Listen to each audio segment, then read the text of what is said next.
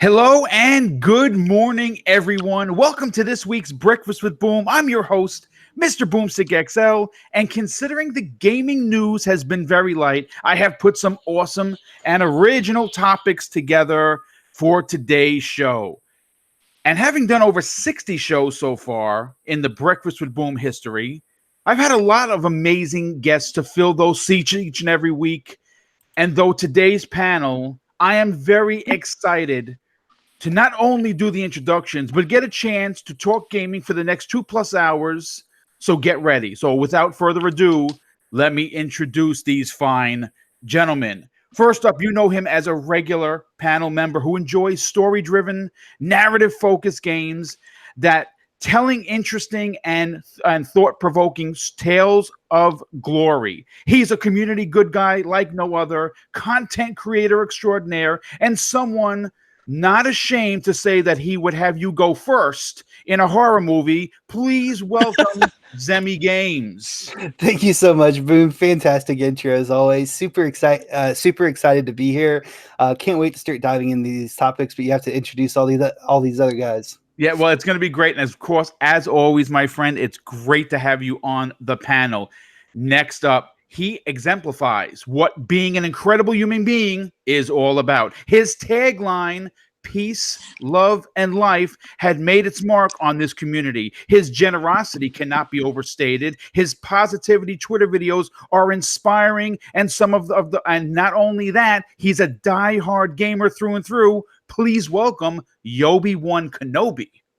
Yo, what up, chat? What up, panel? Mr. Peace, Love, Life itself. What is going on? And boom, thank you for that amazing introduction.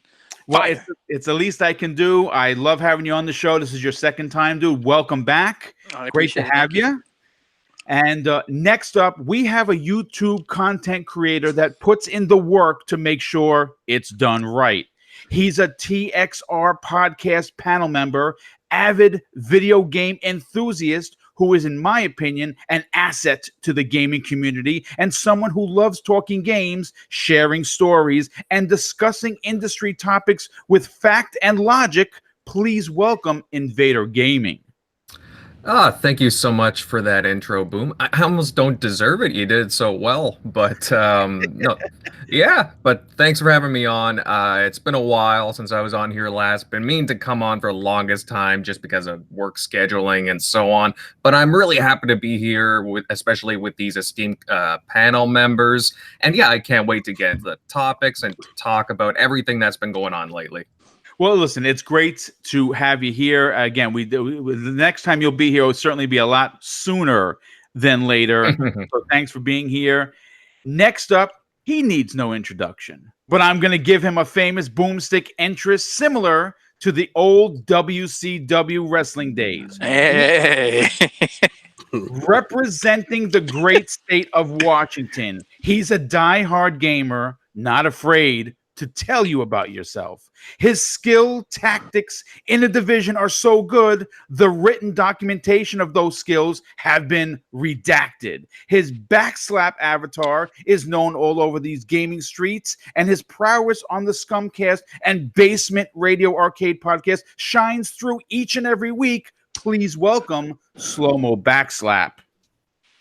Yo, Cognito is he needs to step his game up now, because I think Boom got him. That was good. I like that one, man. That was great, man. I appreciate you, Boom. Glad to be back on the breakfast this morning. It's been a couple of months, huh? It's been a little bit of time, but yeah, I'm really excited about these topics. Let's do it, man. Yes, well, listen, it's a pleasure to have you back again, dude. So thank you so much for being here. Yeah, no problem at all. Last and in no way least, he's known as the leader of the Fraud Alert movement. His ideology of go big or go home has not seen its match. His excess gamer reputation, who spends money like we breathe air. You know him as the funny guy on the Iron Lords podcast. He's the ultimate king of statues, the ultimate king of arcade machines, but I know him as family. Please welcome the beloved King David. Oh, Oh, see, you have been studying under Yoda. Oh, young Pateron. Lord Magneto has impressed you, hasn't he? That was fantastic. Oh my God. That was really good. I like that. There we go. Let's get it. Let's get it. Well, listen, it's great to have everybody here. I'm glad everyone enjoyed, of course, the introductions. But you know what? I want to talk. I know that obviously this is a gaming show, right? And right now, gaming news is a little bit light. So because I'm such an MCU fan, because Comic-Con was last weekend and Marvel completely just knocked it out of the park, I want to talk about Comic-Con for a second and what Kevin Feige did during the 90-minute panel at Hall H in San Diego Comic-Con. And if you're on, again, obviously, if you're new to the channel, first, I want to say welcome. Secondly, I would like to say that this is a show that talks about other things that are involved in gaming. When you talk about gaming, there's everything that's involved with that. You have toys, you have collectibles, you have comics, you have graphic novels, you have film. And all of that is what we consider, I guess, nerd culture. And so if you're new to the channel, we are going to talk about games. There's a lot that we're going to be bringing up. But we're going to open up today's show talking about these 10 films or 10 Marvel projects that are going to be coming to us via Disney and Marvel Studios for the next 2 years. And they're considering phase 4 of the MCU. Obviously, we've had some really good ones this year. And obviously, Endgame will be available digitally in a few days, which I cannot wait for. I'm, of course, getting the UHD version of that. But let's break down a total of these 10 Marvel projects that include Black Widow on May 1st, 2020. And releasing in the same month would be Marvel's Avengers by Crystal Dynamics. Now, of course, that's a game that's coming out. We saw actual gameplay that leaked from Comic-Con, which looks amazing. Fall 2020 will see the release of Falcon and the Winter Soldier. And that looks like that's going to be fantastic.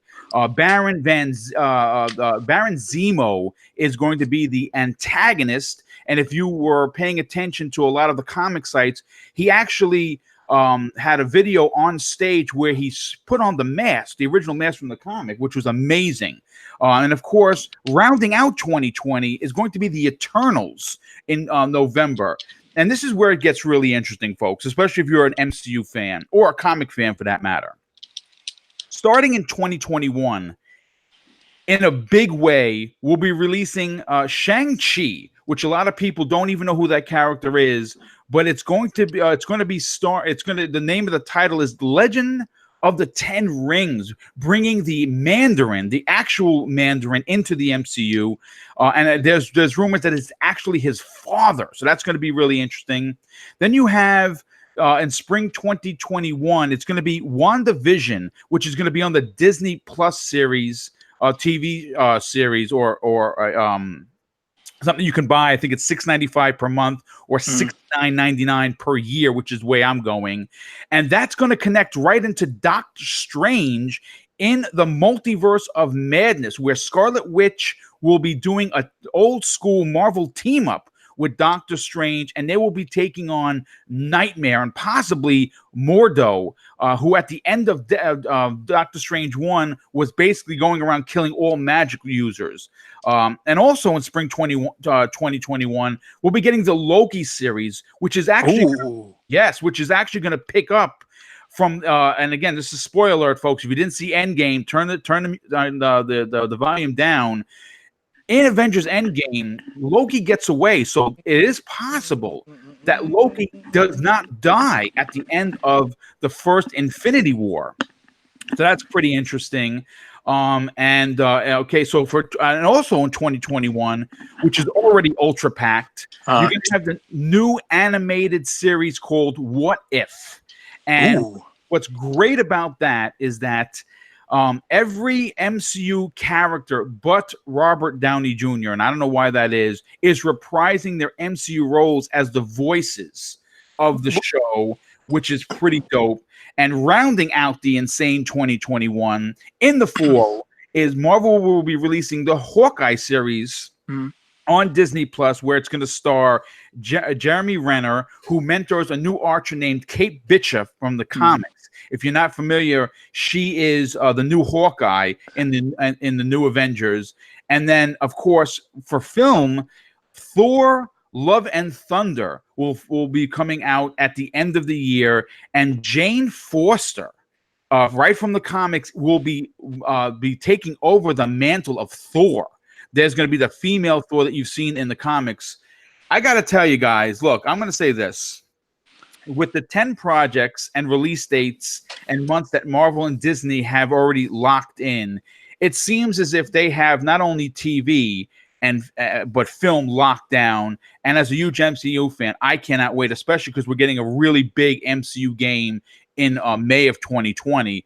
And, King, being that you are the king of statues, who has tons of Marvel statues in your collection, what are your takes on what they, what Kevin Feige and Marvel did at Hall H just last weekend? Okay, what they did was completely unprecedented when they showed you, because a lot of people didn't understand what was going to happen, because at last Comic-Con they weren't present, right? Because they didn't show up, because they didn't have any new information other than the information that they wanted to show with Endgame, right? So okay, don't show up. They showed up this year and they made up more than double for it, because they gave you 2 times like normally in a phase you get half the amount of movies and information. They gave you double the amount of information and movies. They let you understand where their vision is going with the Disney Channel, that I must buy, that I must be a part of, that they made it a day one purchase as soon as it's launched.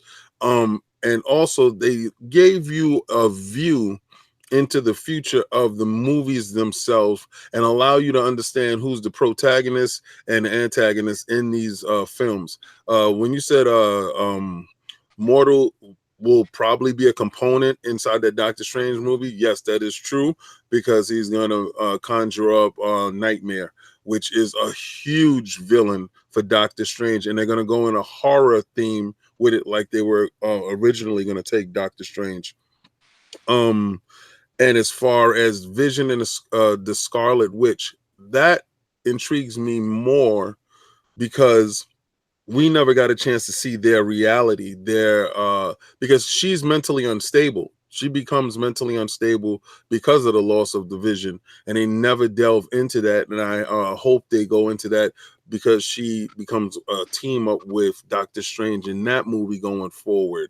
What is that? Captain America, the Falcon, becomes the new Captain America, which I thought Bucky was going to become the new Captain America, but they went in the next direction. But from what I understand, he will be also using the shield in there, so it'll be like a combo buddy cop type of thing. And that's going to be really good. As far as the Spider-Man, why there was no Spider-Man, Sony is the only ones that can announce a new Spider-Man film, introduce the new villains, and that, like Boom said, will be presented at D23, which will give you an overview. It's going to be Kraven the Hunter.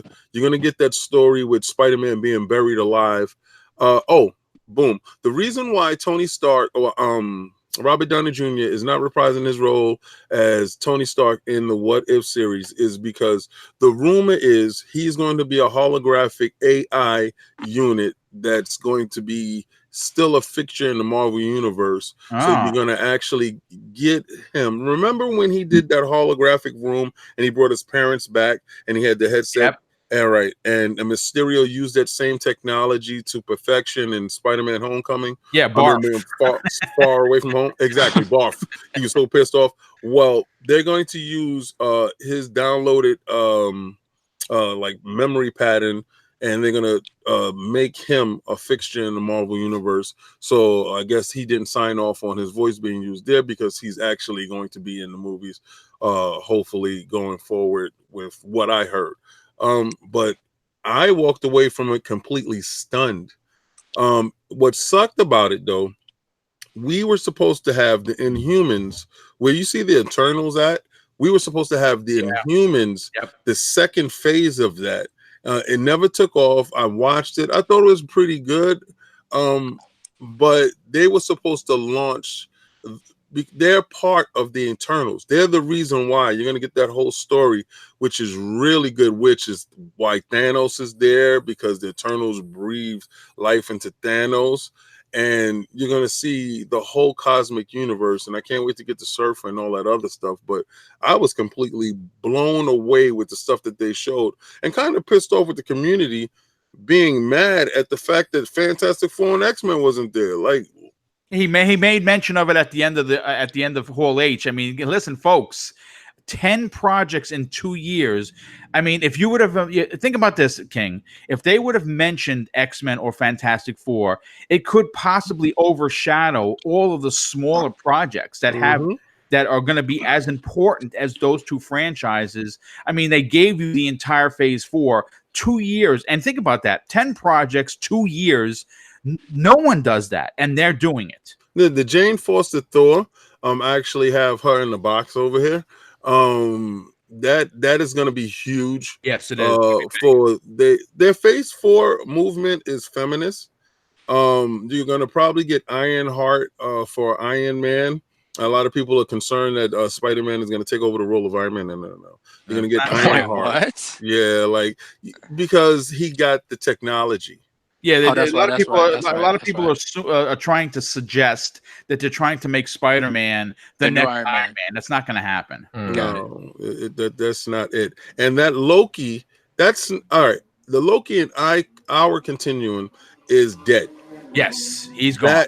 That other Loki was the Loki that was in the multiverse who got a hold of the Tesseract and disappeared. And I thought it was so hilarious how Marvel allows you to see where they're going with it, because they listen to you guys. They listen to everyone talking. Everybody was in an uproar about Loki dying so quickly in the movie with Thor, and it was so upset about it. And I understand, because I was upset about it too. But he had to die in order for Thor to actually mature as a character. He has to have total loss. He lost his eye. He lost his family. He lost Asgard. He lost everything.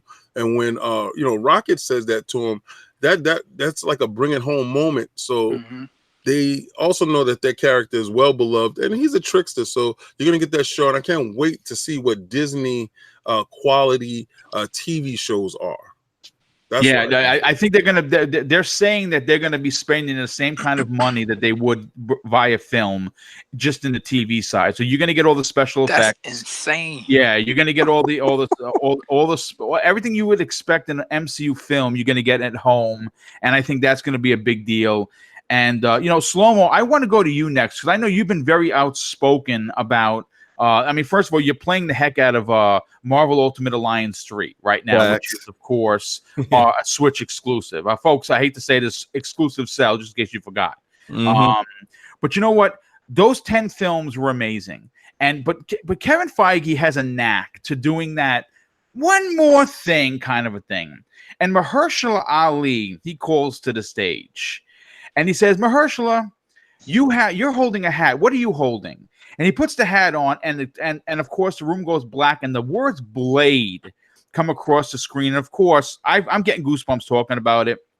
I've watched the reveal 3 or 4 times because I'm a fan, and I love fandom like that.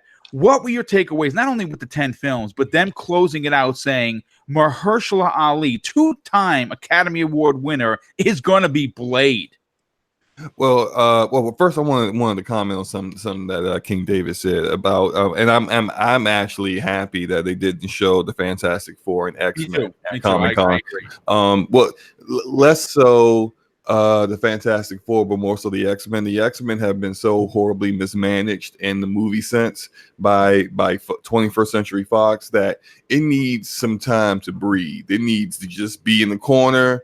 And the last 2 films that were the worst need to just be out of people's memories. Like, we need to just get it all out. Not gonna like a bad acid trip. I'm not gonna let you besmirch that last film. That last film was actually really decent as far as they films go. So you're grading it on a curve is what you're doing. Yes, you gotta listen. The slow kid in the class, you gotta actually give him a booster up a little bit, a little E for effort. You can't lie. It was very decent. It wasn't. We want MCU type stuff, but for them, it wasn't an absolute train wreck. You know, the characters use their powers. Sorry for jumping in your point, but I was very passionate about the movie because I went in there expecting complete garbage, and I walked away with it very pleased with if that was their last shot, if that was their last stance, and it was, they did a great job. All people involved. That's how I felt. I feel you, King. I just can't. I've been a massive X-Men fan since I was 11. Like reading all the comics since that age. This is the travesties that they have put upon this by just butchering these storylines and using this. Like, why do another Dark Phoenix story? Mm-hmm. We've already seen that, and you did it poorly before, and this one wasn't that much better. I'm sorry, the little Star girl, she's not that great an actress to be trying to have her as the main focus for this entire movie. Maybe she can be that actress one day. This was too much for her. True. And I like the previous film with like Jennifer Lawrence. Now that's not Mystique. I'm sorry, that's not Mystique. Yeah. No. This it's just I need Marvel Studios to actually take this property and do it justice. They're going to. Kevin Feige is going to do it the way that we all expect MCU projects to come out with class. Right. There are generations of kids who don't know the X-Men the way we know the X-Men. Yeah. They know the Avengers, and the Avengers are like amazing, but when it comes to the X-Men, they're just like, those movies suck. And it's just like, no, you don't know. The X-Men are awesome. If Marvel had the X-Men, you wouldn't even know who the Avengers are because they would have ran with the X-Men movies instead. So facts. So I just had to get it out of my system. The Fantastic Four had actually been treated worse. But because their movies have been less prominent, I think that they should go with them first before the X-Men, but still don't mess up what you're already working on. Don't start changing things just because you got this deal done and now you can actually use the FF and you can actually use the X-Men. Instead, like let them be phase 6 or something, like or at the back end of phase 5. But make sure you get the cast right, make sure you get the stories right, and make sure that you do these properties justice because they've had zero justice since then. So that's me getting that out the way. Now about Comic-Con, Mahershala Ali, I think he's a great choice. Although I am still somewhat, I'm not gonna say skeptical. I have never seen him in an action movie, so I don't know if I'm pretty sure he does not have the martial arts skills that Wesley Snipes has. Wesley Snipes he's gonna have to train. He's definitely gonna have to bulk up for sure. Yeah, absolutely. But as far as an actor, he acts rings around Wesley. So I think he's probably the best choice that you can get. And I know there's some people just like, man, just let Wesley do it again. I'm like, I don't know if you guys realize how old Wesley Snipes is. Like the dude's pretty old. Like, I mean, come on. 57 years old. I'm sorry. Yeah, he gonna throw out his hip trying to do some of this things. So just like, let Wesley rest, give him a cameo or something. I don't know, but just like, yeah, it's time to pass the Blade title on to someone else. And no, Michael J. White isn't the guy either. No. He only like 5 years younger than Wesley. So I mean, like, come on, like all these old guys gotta let it go. Like, well, what's interesting, Slow-Mo, is if you hear the story, if you listen to like a lot of the interviews with Kevin Feige afterwards, after Mahershala won the second Academy Award, he called Kevin Feige personally, said, listen, I'd like to have a meeting. Okay, Kevin Feige said. He told the story, I think, on E for Entertainment, and he said, I want to play Blade. Kevin Feige says, okay, you got it. Because they weren't moving forward with Blade. So he called Kevin Feige for the role. Kevin Feige said, "You bet your ass," 2-time Academy Award winner, and here you go. So that's how Blade was brought into the fray, because they were not exploring it. Wesley Snipes had 2 ideas he's been pitching for years to Kevin Feige. One was going to be a TV series about his daughter that's half vampire, like from the comics, and one about him returning, reprising the role, and they didn't move forward with it. And obviously, I thought the first 2 were great. Third one was horrendous.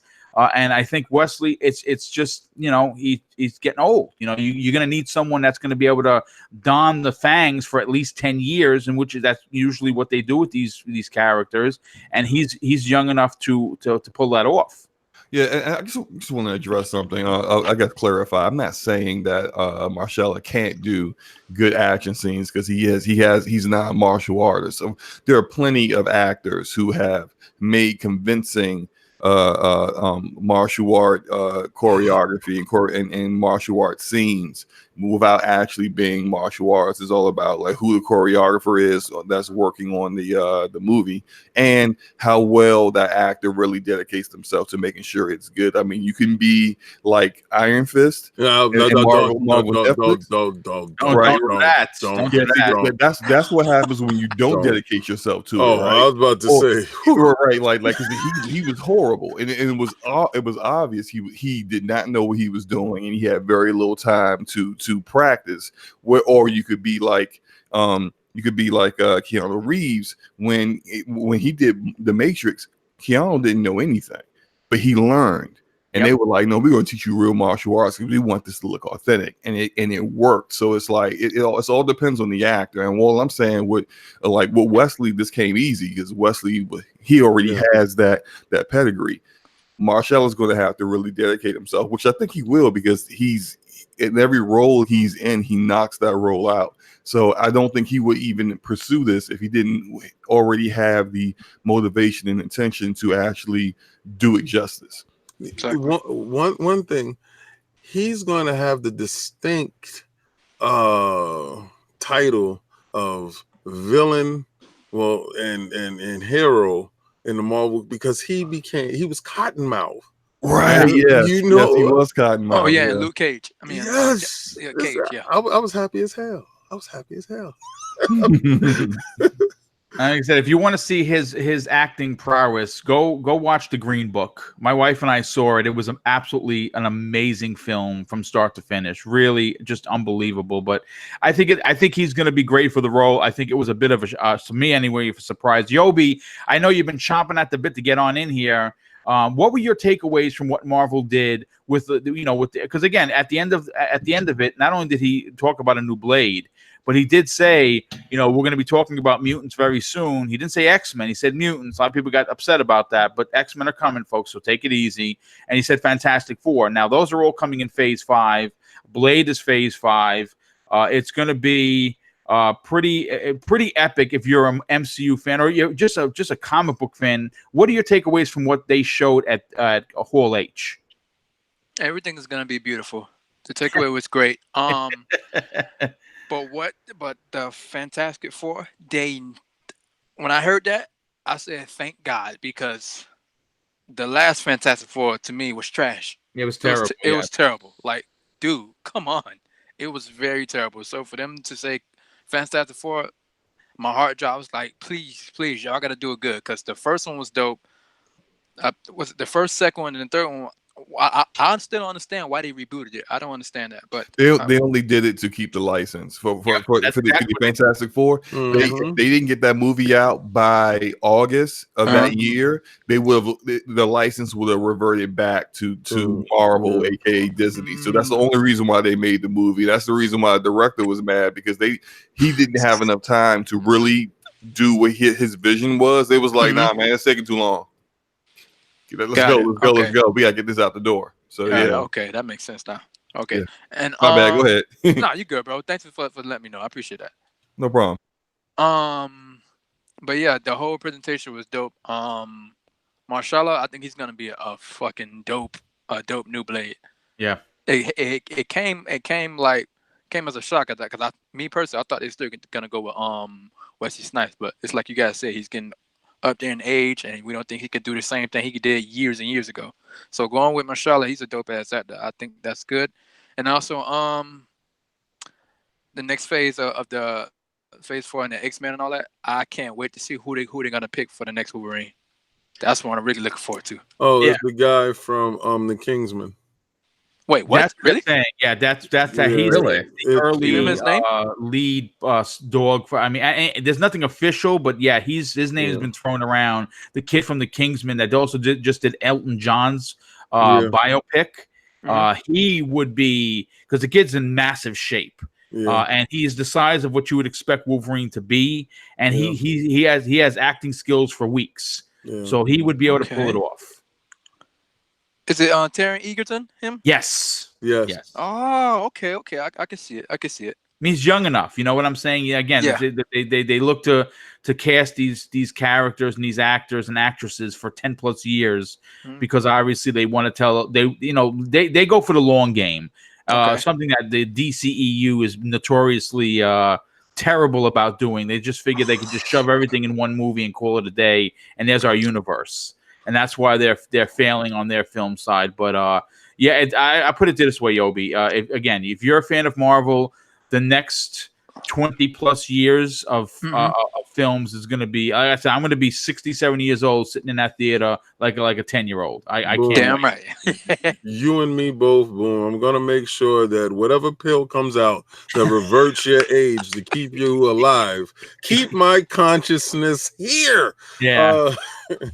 Because you don't want to miss all these great ass movies. No, absolutely. Well, good stuff so far, everybody. And Vader, I want to go to you next, dude. Okay, now I don't necessarily know how big of a movie fan or a film fan regarding the MCU you are, but what were your takeaways from what Marvel showed the fan base?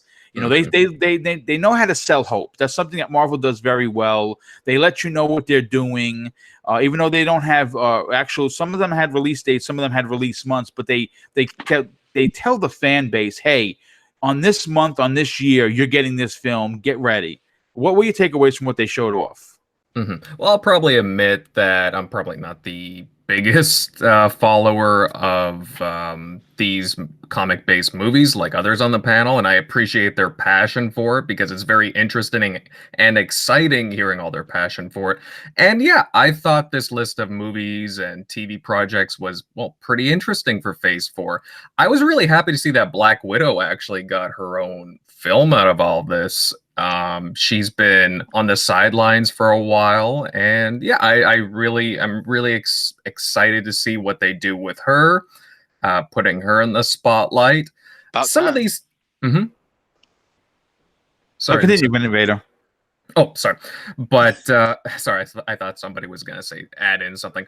But, yeah, the list is very interesting. Doctor Strange, he's a very interesting character. Blade, like everybody else, I was surprised that there was a Blade project in the works. I think the guy taking it over has the right look for it. Of course, you know, it's not Wesley Snipes. Everybody, when they associate Blade, sees Wesley Snipes, and he did such a good job. But honestly, I'm okay with this, and I'm excited to see what they do with Blade. Overall, the Eternals I thought was interesting. I understand where they are in the mythology and everything of the comic books.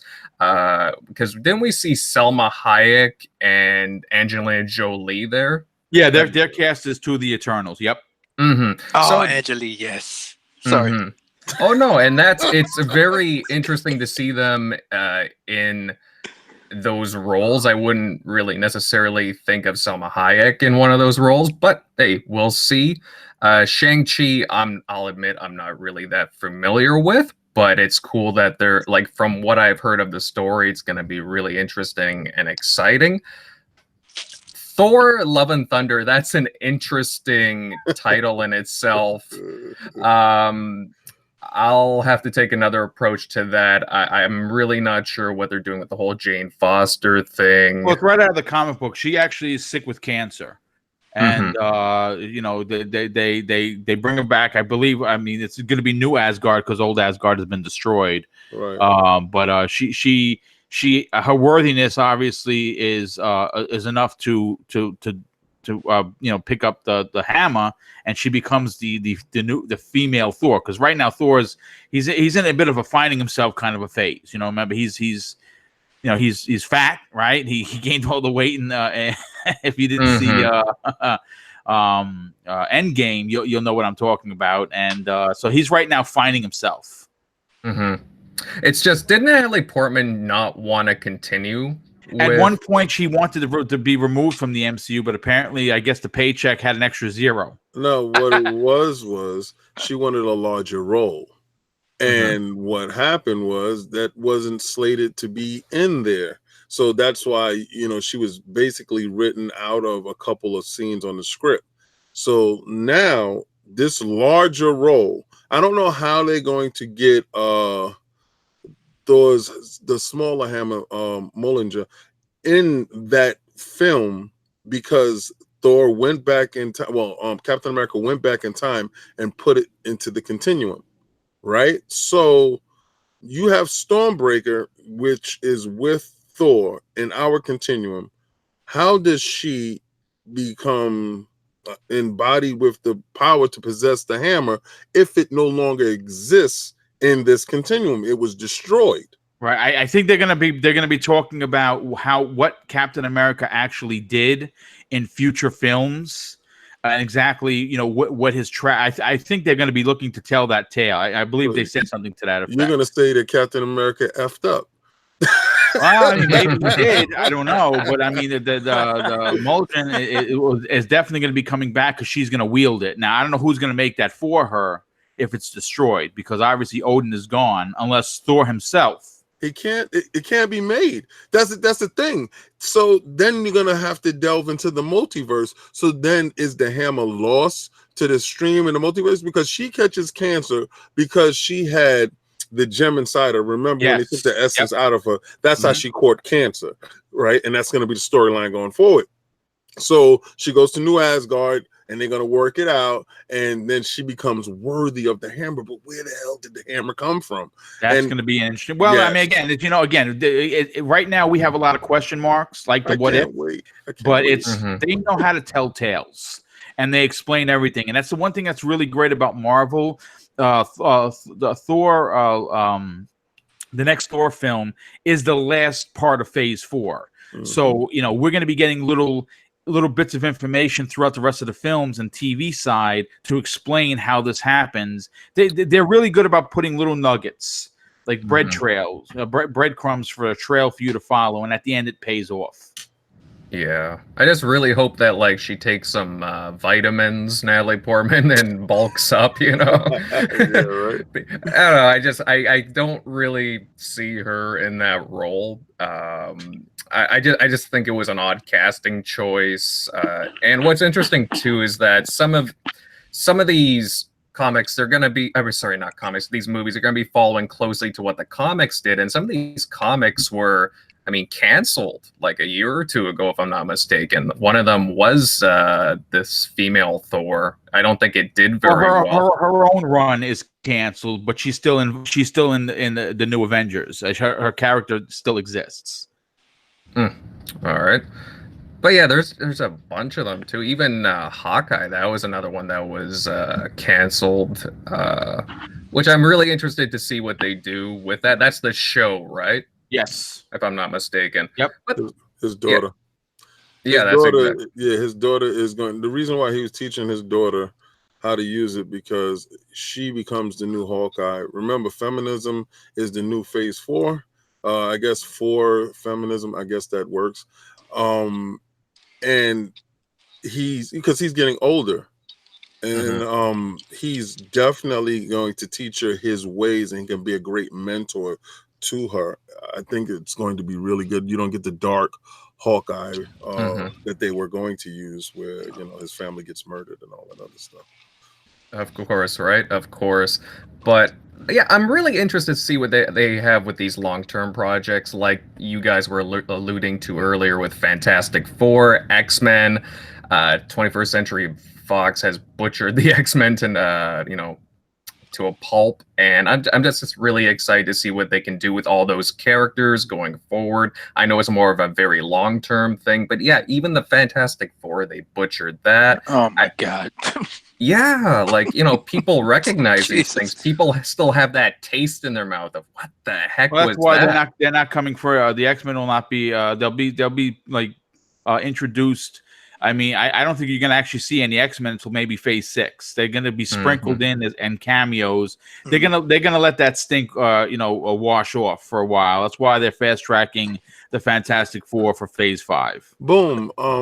Let me ask you a question. Do you think, because I don't think Dr. Doom is the bad guy in Fantastic Four. I think probably is like the Mole Man, Maybe. which is their first villain, because Doom is a big bad. He's a big bad in the sense of Thanos. He was never done properly ever. He's not one of those characters that you just introduce and you finish him in one movie or you lock him up in one movie. I think they build that stage all the way up to when Doom actually. Well, you know what? They were actually, it's funny you should ask that, because right now there's a lot of question as to who's going to be the big bad, right, for the actual entire phase of whatever Phase 4, 5, and 6. They don't know if it's going to be Kang. They don't know if it's going to be Galactus. They don't know if it's going to be Doctor Doom. But it could be Norman Osborn. We don't know that. We've heard of a Dark Avengers possibly being made. So it's put it this way. They're gonna, whichever way they decide to go, it's gonna be a really big bad. You know what I'm saying? Or it's gonna lead to several big bads, which could eventually in Phase 6 bring us Secret Wars, which is a good possibility. Again, I'll put it this way: with them owning everyone but Spider-Man, and them already having a deal with Sony, it's an open book to whatever they're gonna do. And they trust me. Like I said, I think that either way they decide to go, it's going to be an important. It's going to be important because they're going to build this character very similar to Thanos. They did with the first 3 phases, where it was just him talking or just him sitting on a throne. You're gonna get that. So I don't know which one they're going to be, but it's going to be big, and it looks like as if that's going to be a lot of villains, where you're going to get the Secret Wars that we've all dreamt of since back in the 80s when we first saw Hulk holding that mountain on his back in issue 4. Tell him about it. Tell him about it. My favorite one. But real quick, Zemi, I want to get your final thoughts on this, because we're running into 45 minutes, and I just want to have to thank real quick. First of all, Nightwolf with the outrageous $20 super chat. He says, on my annual family beach vacation, I would like to thank Boom, RDX, and Rand for giving me content I've saved since last week on my watch list playlist. These shows are top tier, and on my trip will be that much more fun for now. Well, listen, dude, thank you so much for the generosity, and I'm glad that you're actually enjoying the content. That actually makes me more happy than anything. I have to thank Ruben Burke with the outrageous and generous $2 super chat. He says PG-13 Blade whack. Well, we don't know that just yet. That has not been confirmed. But you know what? They don't have to show blood across the screen for it to be an entertaining film. Again, it's not Deadpool per se. And I also need to thank Scrub Nurse with the outrageous and generous $2 super chat. He says King David dropping the facts. So Zemi, we all know that you're not the biggest video, not so much video game guy when it comes to superheroes, but maybe in general. But you do like story-driven, narrative-focused tales, and Marvel does it the best out of everybody. What were your takeaways from what they did at Hall H, and are you excited to see where they take Phase 4? I'm going to be completely honest right now. I could not be any more lost than I probably am. Oh, that's okay. No. Listen, that's fine. You got to be honest. And villains, and I'm like, I have no idea. Like, it's almost like a different language to me. But I mean, it's obviously a big thing. I mean, Disney knows how successful this is, and they're going to continue capitalizing on it. And for the Marvel fans or superhero fans out there, I mean, I guess they have a lot to look forward to. I mean, I'm not a superhero fan though, so I don't really have much to say, but I will say that you guys were talking about Blade a lot. And I was recently watching a YouTube video about like the top 10 hardest actors to work with, and Wesley Snipes is one of them. Yes. And the reason being is because during the movie Blade, he pretty much straight up refused to be in any scene that the camera wasn't right on his face. So actually the majority of that movie, a lot of that movie, his stunt double, like all like the fighting scenes where you don't actually see his face, that's his actual stunt double. And that's probably the reason why they didn't want to, hire him back on there, for like, I think you guys said 10 years. It's because he was so hard to work with during those movies. Yeah, all right. It wasn't those movies. It was the last movie. And the last movie, he had a problem with the director. The problem with the director, it escalated to the point where the director he went to the director and told the director that he can quit. And the director told him, I took all of the close-up scenes with you already, so we could use your stunt double for the rest of the scenes. That's where that part came in. Okay. All right. And he started relaying comments back to the director with postcards, like he write it on post-its and sign it Blade. And I understand from his standpoint, when they were trying to, this is your baby, right? You have film 1 and film 2, you made it successful all the way through. Then they bring these characters in to try to remove you from the series, to have the series go on in a different direction without you. I think you would be resentful. I think you would be upset. I think at some point in time, you will probably lash out. Maybe he did it wrong. He was immature. And I understand when your head is super inflated, a lot of things don't get inside. So did he do it wrong? I'm pretty sure he did. The other 2 films, they said he was a dream to work with. The last film, he was a nightmare. And I can see why I probably would be a nightmare as well if my head was that inflated. Yeah, I've heard multiple stories about Wesley Snipes' behavior on Blade Trinity in regards to some of the actors. One of them in particular is now on Agents of S.H.I.E.L.D. Or he used to be on Agents of S.H.I.E.L.D. And in an interview, he was actually working with someone else that was also on that film. And then when Wesley Snipes was brought up, they looked at each other and just started laughing because he talked about how, and he didn't want to get into too many details, but he just said they couldn't talk to Wesley on set. Like if you said, "Hey, what's up, Wesley?" he would just ignore you. You had to address him as Blade. Mm-hmm. And if you didn't address him as Blade, he would just ignore you and then talk to the director and be like, "Get this person up out of here." So these are like other actors at the time. Like he wasn't as established as he is at the time he was doing the interview. So these are guys that are like really, really hoping to really catch on and let this role become like a launching point for their career. Mm-hmm. And like Wesley's over here playing make believe and getting mad that people I ain't jiving with it. It's just like, dude, what you doing? Wow. So yeah, I mean, like, and that should be, it's pretty telling if you've had a pretty decent reputation up into this one movie. Now you're on like a list. Yeah. I mean, listen, all I can tell you is that what Kevin Feige has done since Iron Man 1 has been nothing short of amazing. And if you've been following the last 10-year 23 films like I have, you're going to be in for a treat for the next significant amount of years, especially with the next 2 years having 10 projects, which, like I said, it's going to be 11 because they're going to announce Spider-Man supposedly at D23, where Craven is in fact going to be on the hunt for him. It's gonna be very interesting. But you know what? I want to move on to the next topic, and I want to start with Zemi because this is a topic I know you're going to be very excited about. In the story that I pulled from the pages of comicbook.com, we have now learned that Gears 5 has been confirmed to be the biggest in the history of the franchise. And this comes to us confirmed by Ryan Clevin, the game's multiplayer design director. Here's what he had to say during an interview with Game Informer. Gears 5 is the largest Gears of War to date. It's the largest campaign ever made, the largest PvE ever made, the largest versus ever made, period. Clevin continues talking about the studio's philosophy that makes everything possible. and I thought it was really interesting to add to this topic.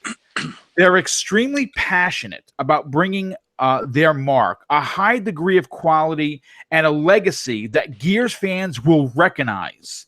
There is no magic bullet. It's trusting the people around you. Studio head Rod Ferguson has this saying he repeats every time we start a new project. If you want to go fast, go alone. If you want to go far, go together. That's something we believe in at the studio, and we believe in trusting each other so we can get efficiency out of everyone. Now, this is fantastic news. Obviously, this comes off of the Gears 5 tech test that happened last weekend. I believe it's happening again this weekend, and had so many players playing this game that the service took a hit, of course, and the coalition responded properly and got everything working. I got a chance to play boot camp, which was great.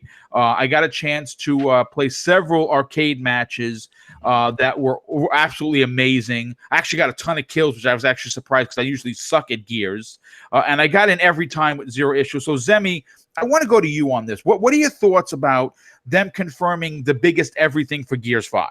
Oh, I'm super excited, but I couldn't play it because I got scared. No, I'm joking. No. However, whenever I was playing like the multiplayer, I did jump once, and whenever you do the boot camp and you spawn like in that dark container, you don't really know where you are. I was a little creeped out during then. But this game is absolutely fantastic to play. I almost had a heart attack at the very beginning, though. Like I was very depressed because whenever you complete the boot camp's fantastic. I don't really like how they made you play it though, because it kind of seemed like you had to play it. I didn't really like that because I already know how to play Gears, but I guess it's good for them to put it in. But whenever you select versus and then you have like casual and ranked, I just selected casual because it's been a while since I played Gears. And the team deathmatch is very fun, but the way that they have it set up where you have to hold Y to select, like a shotgun, like if you want a Nasher, I absolutely had a heart attack because I thought that was how it was going to be throughout the entire game. And then eventually I turned the game off and I went and watched some YouTube videos. And then I came back to it and clicked on rank, and then it was regular Gears of War. But honestly, I think that this is probably the best that Gears of War has ever played. Honestly, yeah, it's fast. It's so fast. It's smooth. I mean, and then, whenever you're shooting your Nasher, like they have like this like little pellet thing that happens to like show you how many bullets actually hit your target, because that was always a huge thing for a lot of people in Gears of War. Like they'll be just shooting the heck out of somebody with a shotgun and they're not dying, but adding this like little pellet screen I think is really, really awesome, and it's going to help a lot of people understand better how like the gunplay works and everything. As far as the story, I still want to see some gameplay. Like I really do. I want to see how big this story is. I want to know just like an actual like single player trailer. Like I want to see like and that's coming. That's they said they're going to release that in September. Anything. I need it.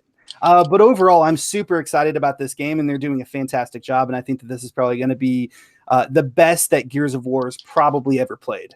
Yeah, I absolutely agree. King, because you are the leader and originator and creator and stockholder of the fraud alert movement known on these YouTube streets, I have to go to you first because there's the light. See, now this is what I was waiting for. The light has made its way onto Breakfast with Boom. Now I feel official. I want to get your takes on how big Gears is going to be, how Rod Ferguson is handling this, and I need to address the ridiculous, toxic, and almost barbaric Sony fan base that went out of their way to depixelize pictures of Gears 5 Jesus. And put it up against other Sony games, saying that it's the worst of the three. It was nauseating. It was shameful. If you did this, if you're in the chat and you did this, wear the bag of shame. Wear it well, because it was disgraceful. And I actually had to put out a tweet, and it was gross that I had to say this, but if you are a Sony fanboy or fangirl, it's fine. That's great.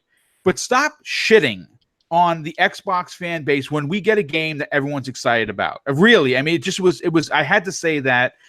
King, please let me know. You know why they do that, right? Boom.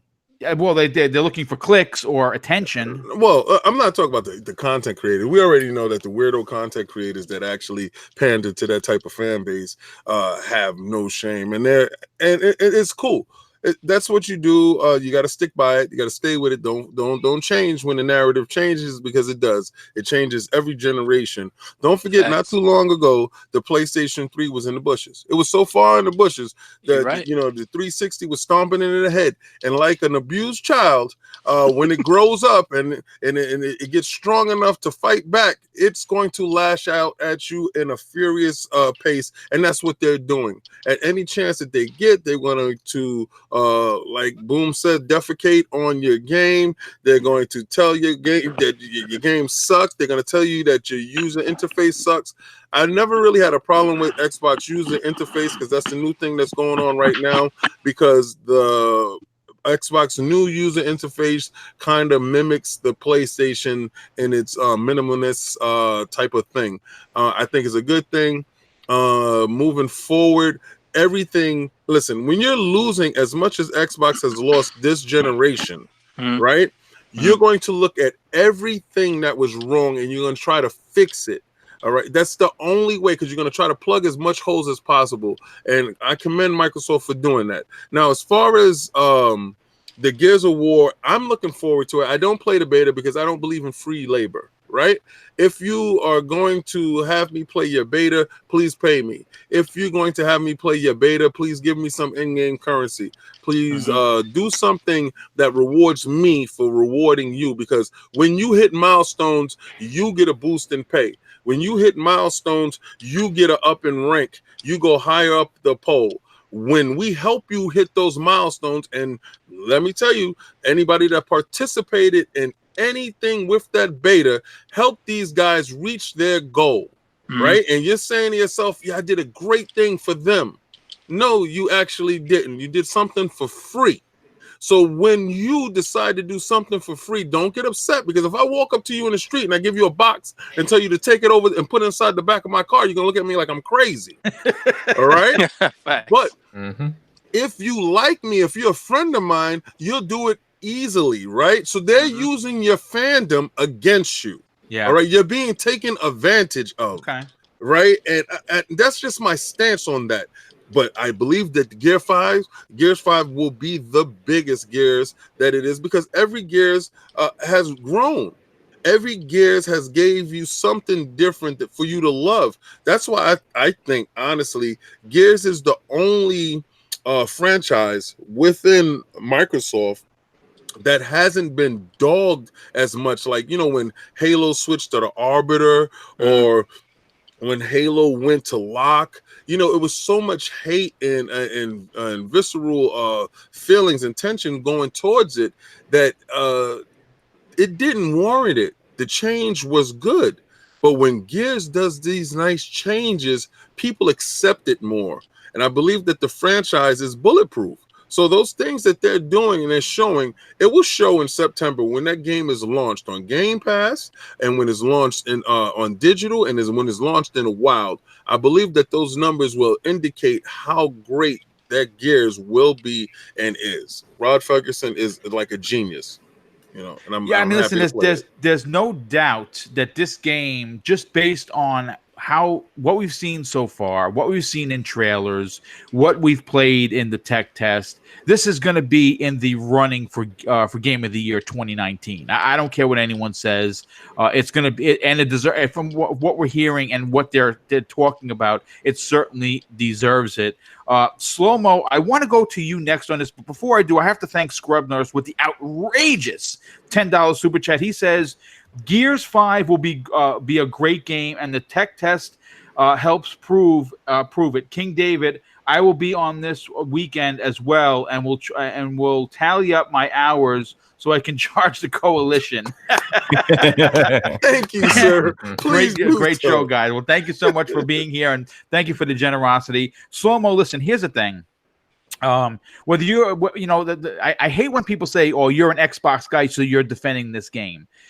we're all gamers on this panel, right? Right, Regardless of what brand or flag you like to fly, we're all gamers. I don't think anyone that I've had on the show or that is on this panel goes out of their way to poop on Sony or any other, company when they release a game, like some of the toxic fan base, which by the way goes across all three consoles. It's not just Sony. Microsoft has them too, and I put those guys on block just as much as I do for the PS people as well, because I cannot be involved in that nonsense. But from what you've seen, from what you've read, from what you've heard, from what you've played, how excited are you for Gears 5, and do you think it's going to be the best Gears in the series? I'm very excited for Gears 5. It's one of my this fall top games that I'm going to be playing. I'm a big Gears fan. I've read I actually read the Gears books. The books.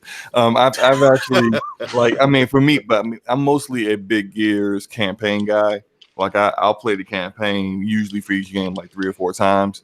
Not too much into the multiplayer. It's just not really my style. I'm more of the Halo multiplayer when it comes to like Xbox's games and their multiplayer games. But I love Gears' story, which is why I have been somewhat disappointed with not seeing anything from campaign so far.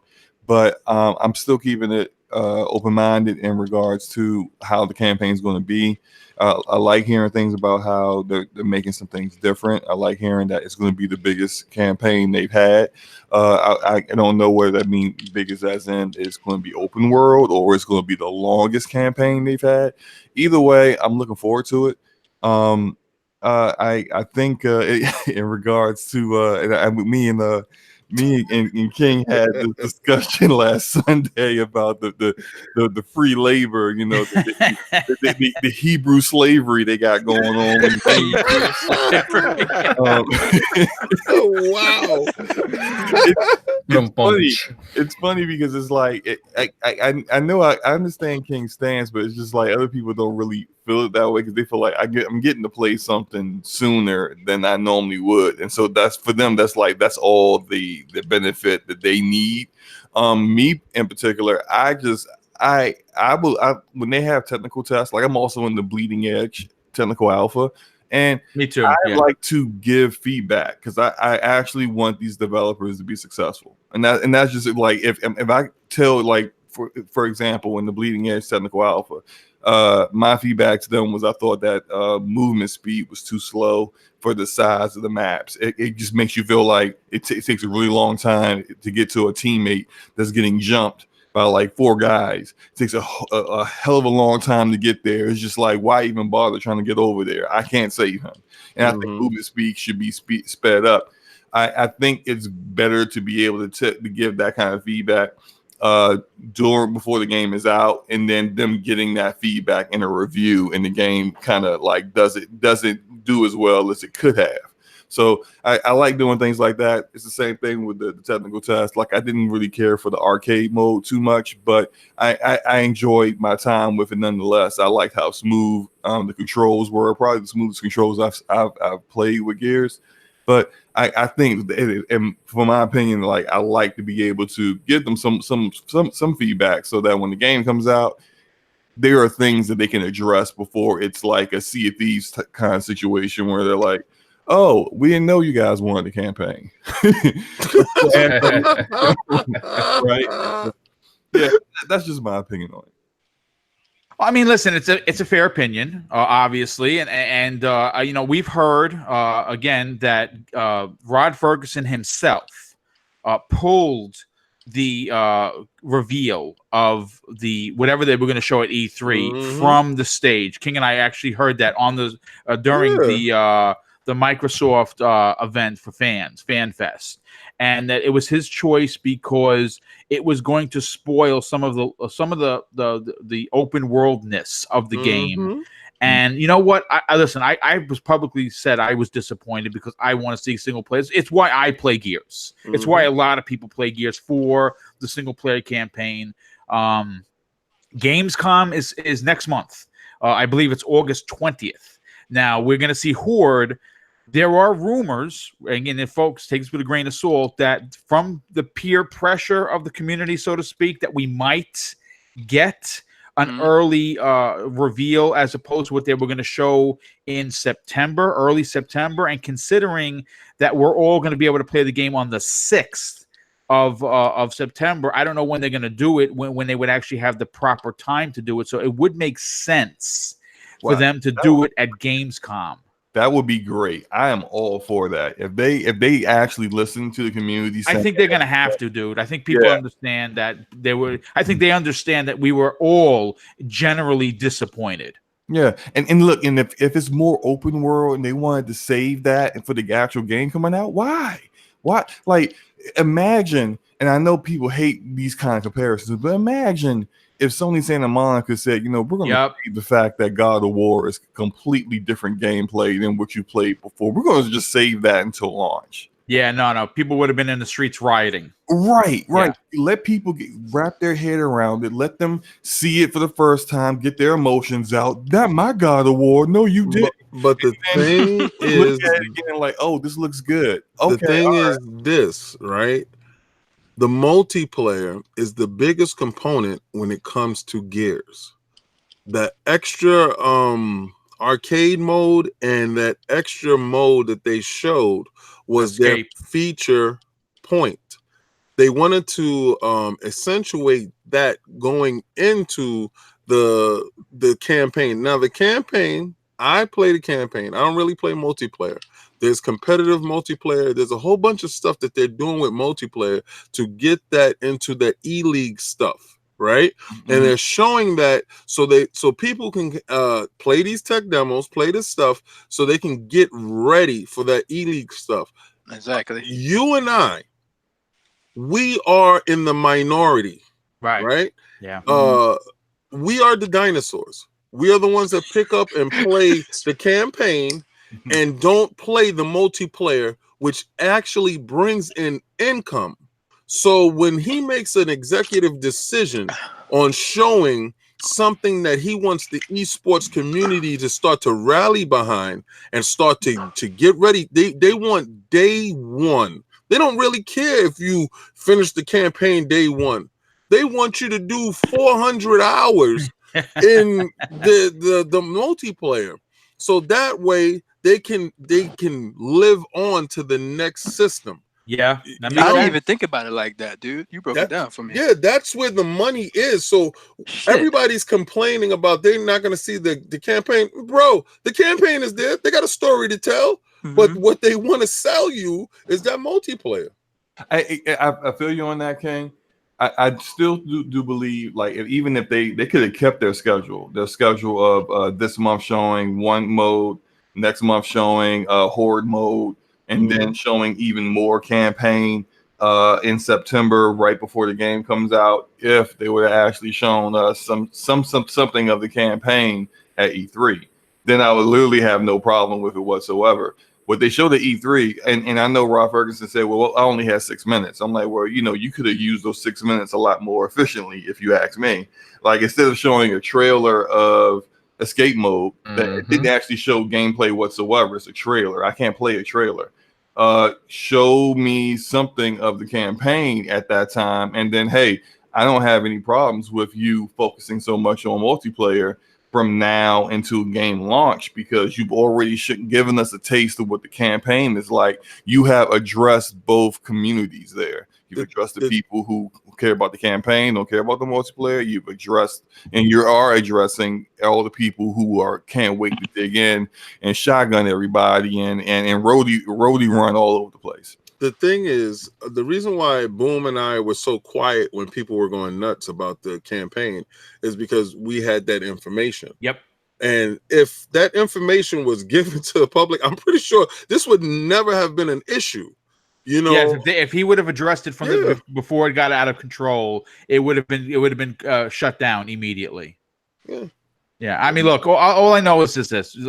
The game is going to be big regardless of what the hate mongers of the internet and the social media, knuckleheads want to talk about. If you're an Xbox fan, you have something to be excited about. It's the biggest first-party release in years. and it's going to be a big game. I want to go to Yobi because I know Yobi, again, you've been chomping at the bit to get in here, talk about Gears 5. What were your takeaways from what the director of multiplayer had to say regarding big this, big this, big this? It's the biggest ever. Just wait. Are you excited to see just how big Gears 5 is going to be?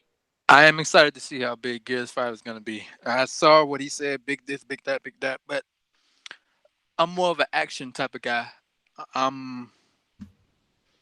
People can talk, they can say, but I'm more of an action guy. So you want to see it, is what you're saying?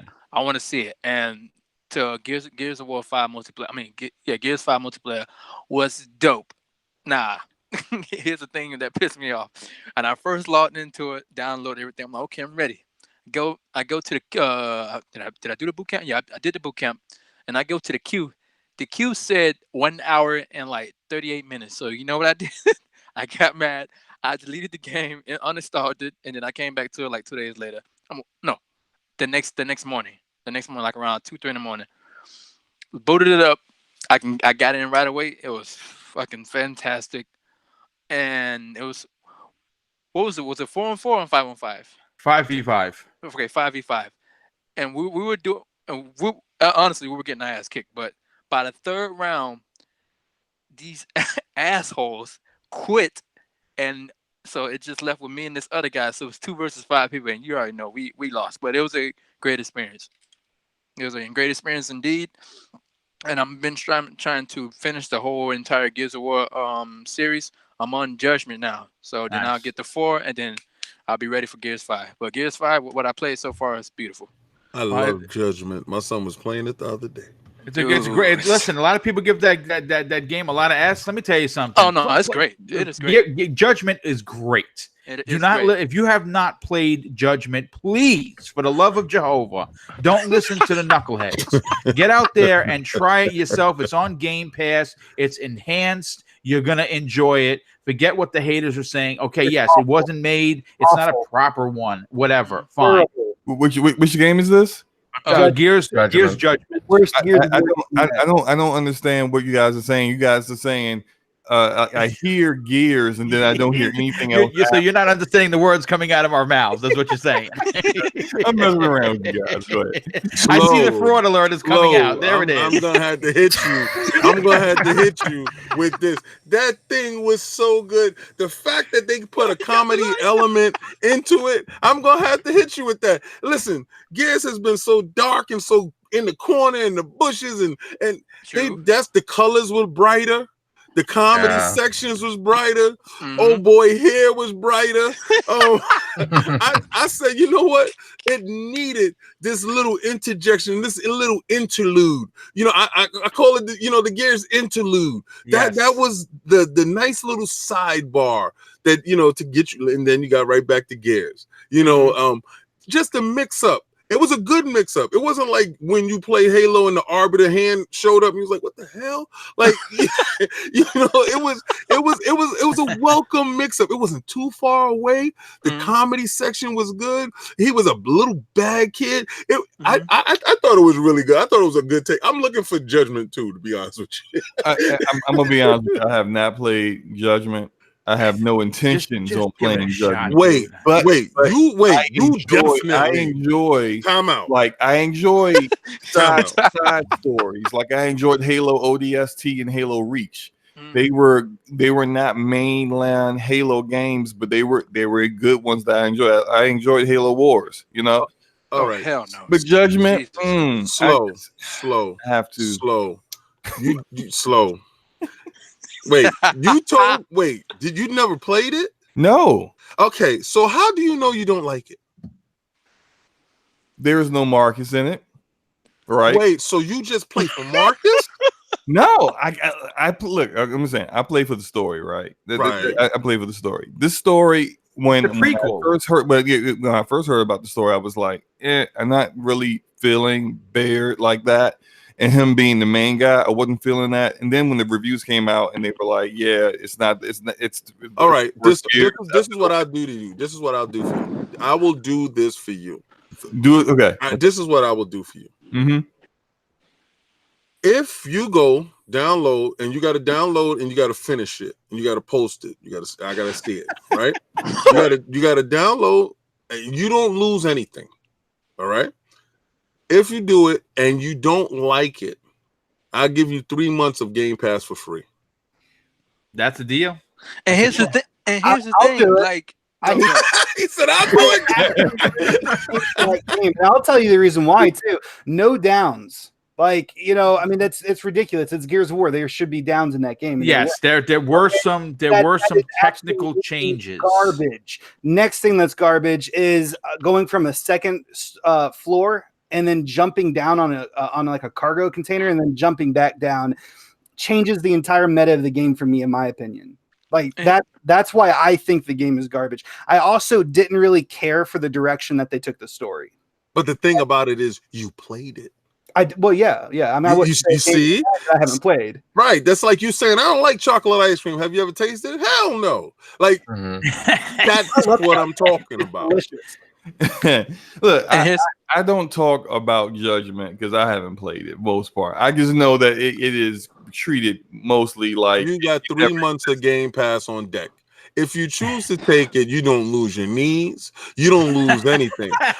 All I say is only thing that you can do from right now is lose a couple of hours if you don't like it.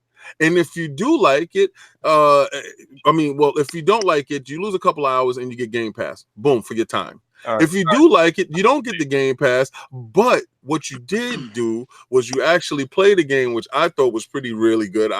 Which was probably the funnest one out of the whole Gears to me. And you just also know why you shouldn't judge a game without playing it first. That's all. And plus, Gears Judgment, you don't just play as Bird, you play as the entire crew. Yep. That's what I was like, wait, what? I'm playing as Cole? I was like, no, not Cole, but what's the other guy? Yeah, how do I say him without saying his name, because I don't know his name. The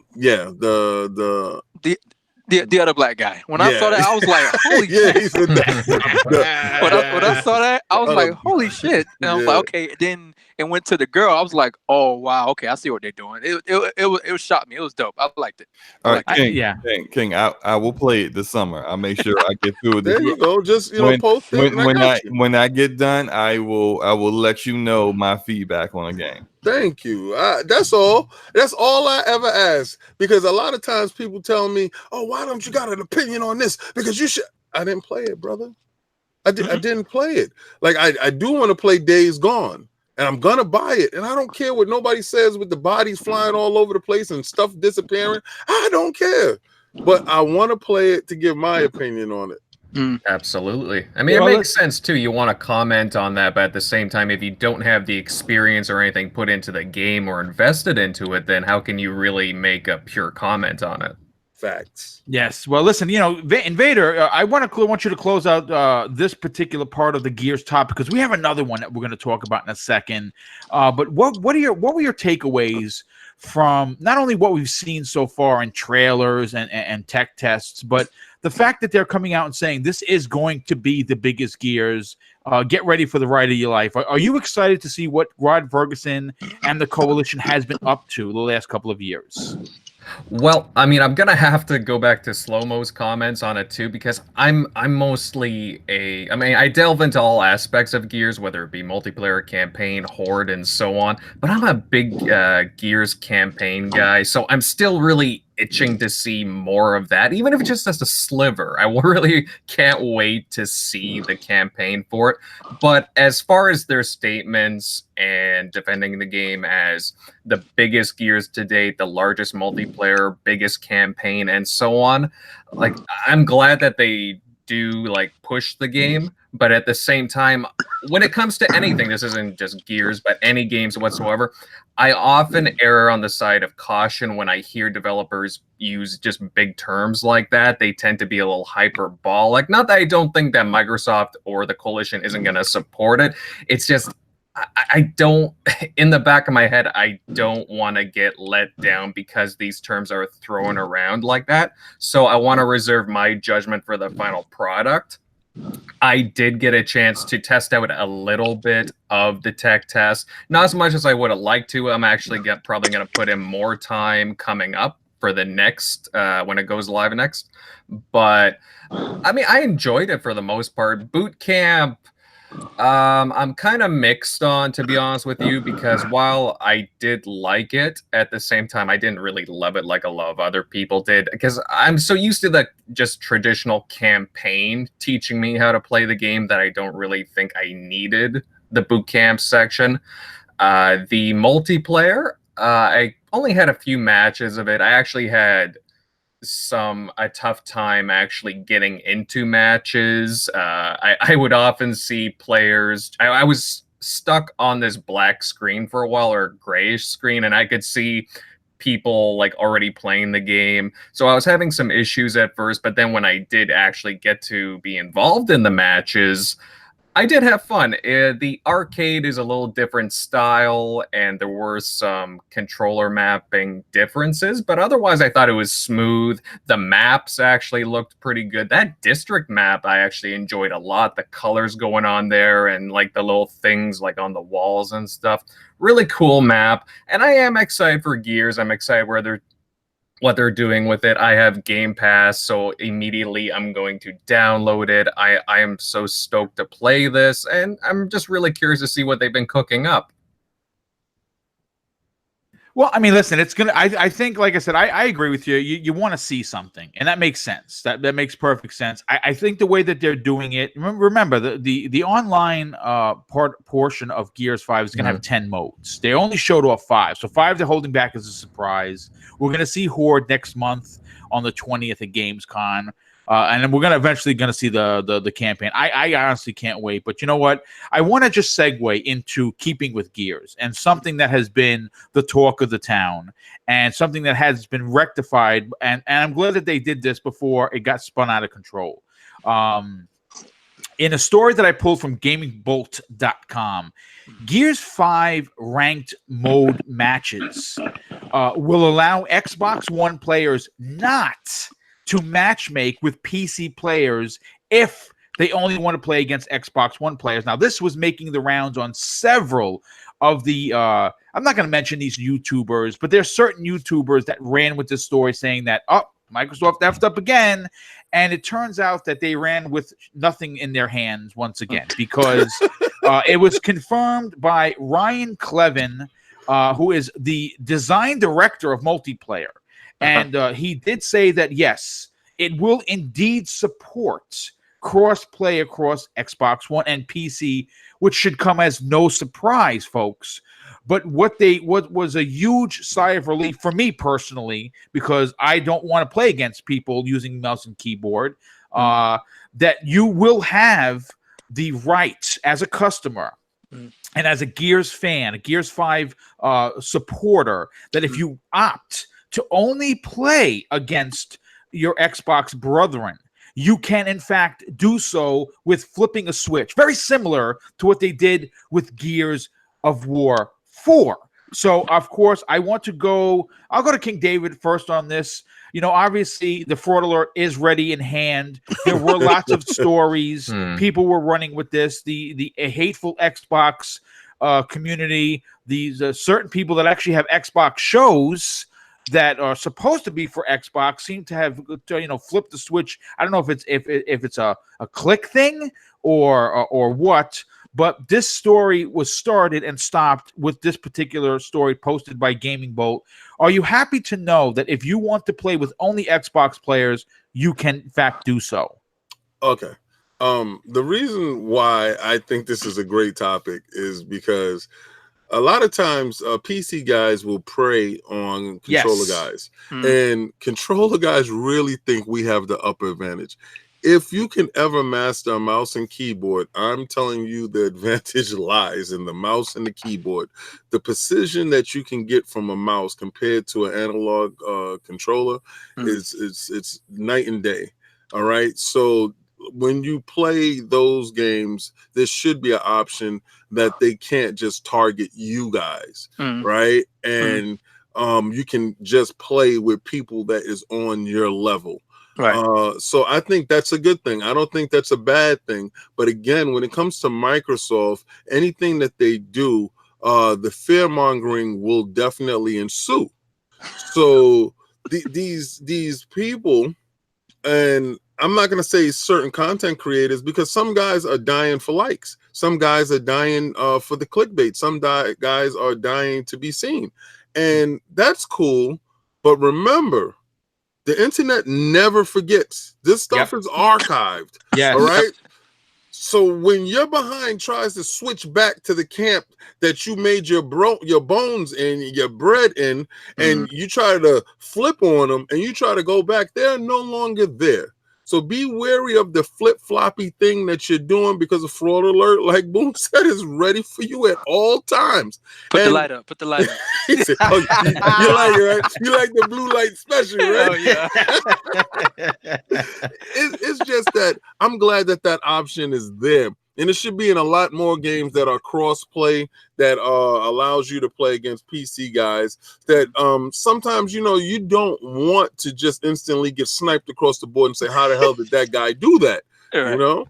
I think it's a good thing. I don't think it's a bad thing. I think it gives more legs to the game. Yeah, no, absolutely. Choice is key, right? Isn't choice like hashtag choice 2019, right? Yeah. That's choice been this generation. Slow-mo, I know we're not going to spend too much on this because there's not much to talk about other than the fact that this was open and, in my opinion, in police jargon, an open and shut case. So what are your takes, Slow-mo, on this being something that okay, no, Slow-mo, I'm going to come back to him because he stepped away for a second. So, Yobi, I'll go to you. Open and shut case. There was some chatter. People ran with the story like they do on the internet, and it was shut down. What are your takes on the fact that you can choose to play with PC players or with Xbox only? I think it's a good idea because you always want to have the variety of you want to have that option. Like for example, it's this game out there called Paladins, and if you go in the option setting, they have a setting where you can choose to only play with Xbox gamers. You could choose to play with only Xbox gamers, PC, and you could choose to play with gamers that use controller or keyboard. I have mine set to playing with Xbox and Switch players. So okay. Yeah, so it's in Paladins. So you always want to have that option. So I even tried to years ago. I tried to play Star Wars: The Old Republic on PC with a damn controller, and I swear to God, Jesus, I almost lost my damn mind. You cannot, because it's basically the game was made to use a keyboard, and I tried it. It was weird because I never used a keyboard to play a damn game. It's weird, but a keyboard and mouse is weird, but it's ultra precise and fast. Oh my dude, yeah, it's fast, but it's just weird playing with a mouse keyboard. I never played with a mouse keyboard before, so when I tried, I was like, yeah, okay, I'm never gonna do this again. That's why I give super respect to the esports guys. Oh, of course, dude. Do that. Mm-hmm. If they be going hand with that shit too. Yes, the level of dexterity that you need to have in your mouse and your keyboard. That's why you have those contoured pro keyboards and the mice that it's like it look like something out of Voltron. I'm like, I honestly say it's a fantastic thing. It's not for me. I got a hell of a PC. And I play with my Xbox controller. I do too. I got a gaming desktop, which is crap right now, and I got a gaming laptop that I use my controller. But I barely play games out here. But like you said, respect to those who use the keyboard and mouse. But like I said, you always want to have that option. So for them to have the option to click it on and kick it off, it's good. Yep. Well, listen, obviously, again, this is not the biggest topic we're going to talk about. Zemi, I want to go to you on this one. Obviously. I want to hear your opinion. Choice, good or nay? Oh, absolutely. It's a fantastic choice. And I'm happy to hear that they got in front of this and they, set the story straight, if you will, because a lot of casual gamers and, even some hardcore, Call of Duty fans, Halo fans, whatever it may be, a lot of people still don't realize that this is actually potentially a huge issue to like hit towards the end of this generation or possibly next generation, as you know, Xbox has announced that you can now, you know, that they're giving developers the control to allow people to play with keyboard and mouse on console. You know, the same thing, you know, equals out, you know, that's the same thing as this, you know, playing on PC, because a keyboard and mouse will give you so much better reaction time than any controller ever will. That's a big reason why a lot of games that are available on PC and console, the guns that you use on console are completely different than the guns that you use on PC, because they have so much more, you know, control over how that gun works, you know, over the recoil, over everything. And, you know, I mean, as Xbox is giving this feature to developers, it's solely up to the developer to allow or to come up with whether or not they're going to allow to, you know, separate the community between people who play with keyboard and mouse or people who don't. And I mean, that's going to be a big thing I think we're going to see here in the future. So I'm super happy that Gears of War is not like that, that the developers are on top of this. And hopefully we see more of that in the future. Yeah, I agree. Choice, I think, is key. I don't like being forced into something that I find, especially if I'm into it. If I'm, you know, like if I didn't ever played Gears online, then I wouldn't care. But I do dabble with it, and I want to play as a paying customer. You want to be able to play who you want to play with. Exactly. Invader, why don't you take this away? Is this something that could have affected the game negatively, you think? And are you glad that the developer, the lead developer of online, just basically came out and said, okay, folks, take it easy. You have choice. End of story. Well, I'm glad that they addressed this right away, like months before the release of the game. And I do think that they made the right call here, because while, you know, it's always factored into this, certain players may hold an advantage based on the controls. So I think it's wise of the Gears development team to allow the matchmaking choices. So some players may not care about this, it might not matter to them, but others are going to be frustrated, just like as people were alluding to Sea of Thieves. You know, I've seen a lot of frustrating encounters there with PC versus console players. There are some advantages, but honestly, overall, though, I think players should get to play with whoever they want. Xbox, for the past couple of years, has been about choices. Yeah, exactly. And they should get to play whoever they want with. If it's possible, then let it happen. Allow the chance to grow the game and increase the player count and player interaction. And I'm all about that. I want these games to thrive and go on.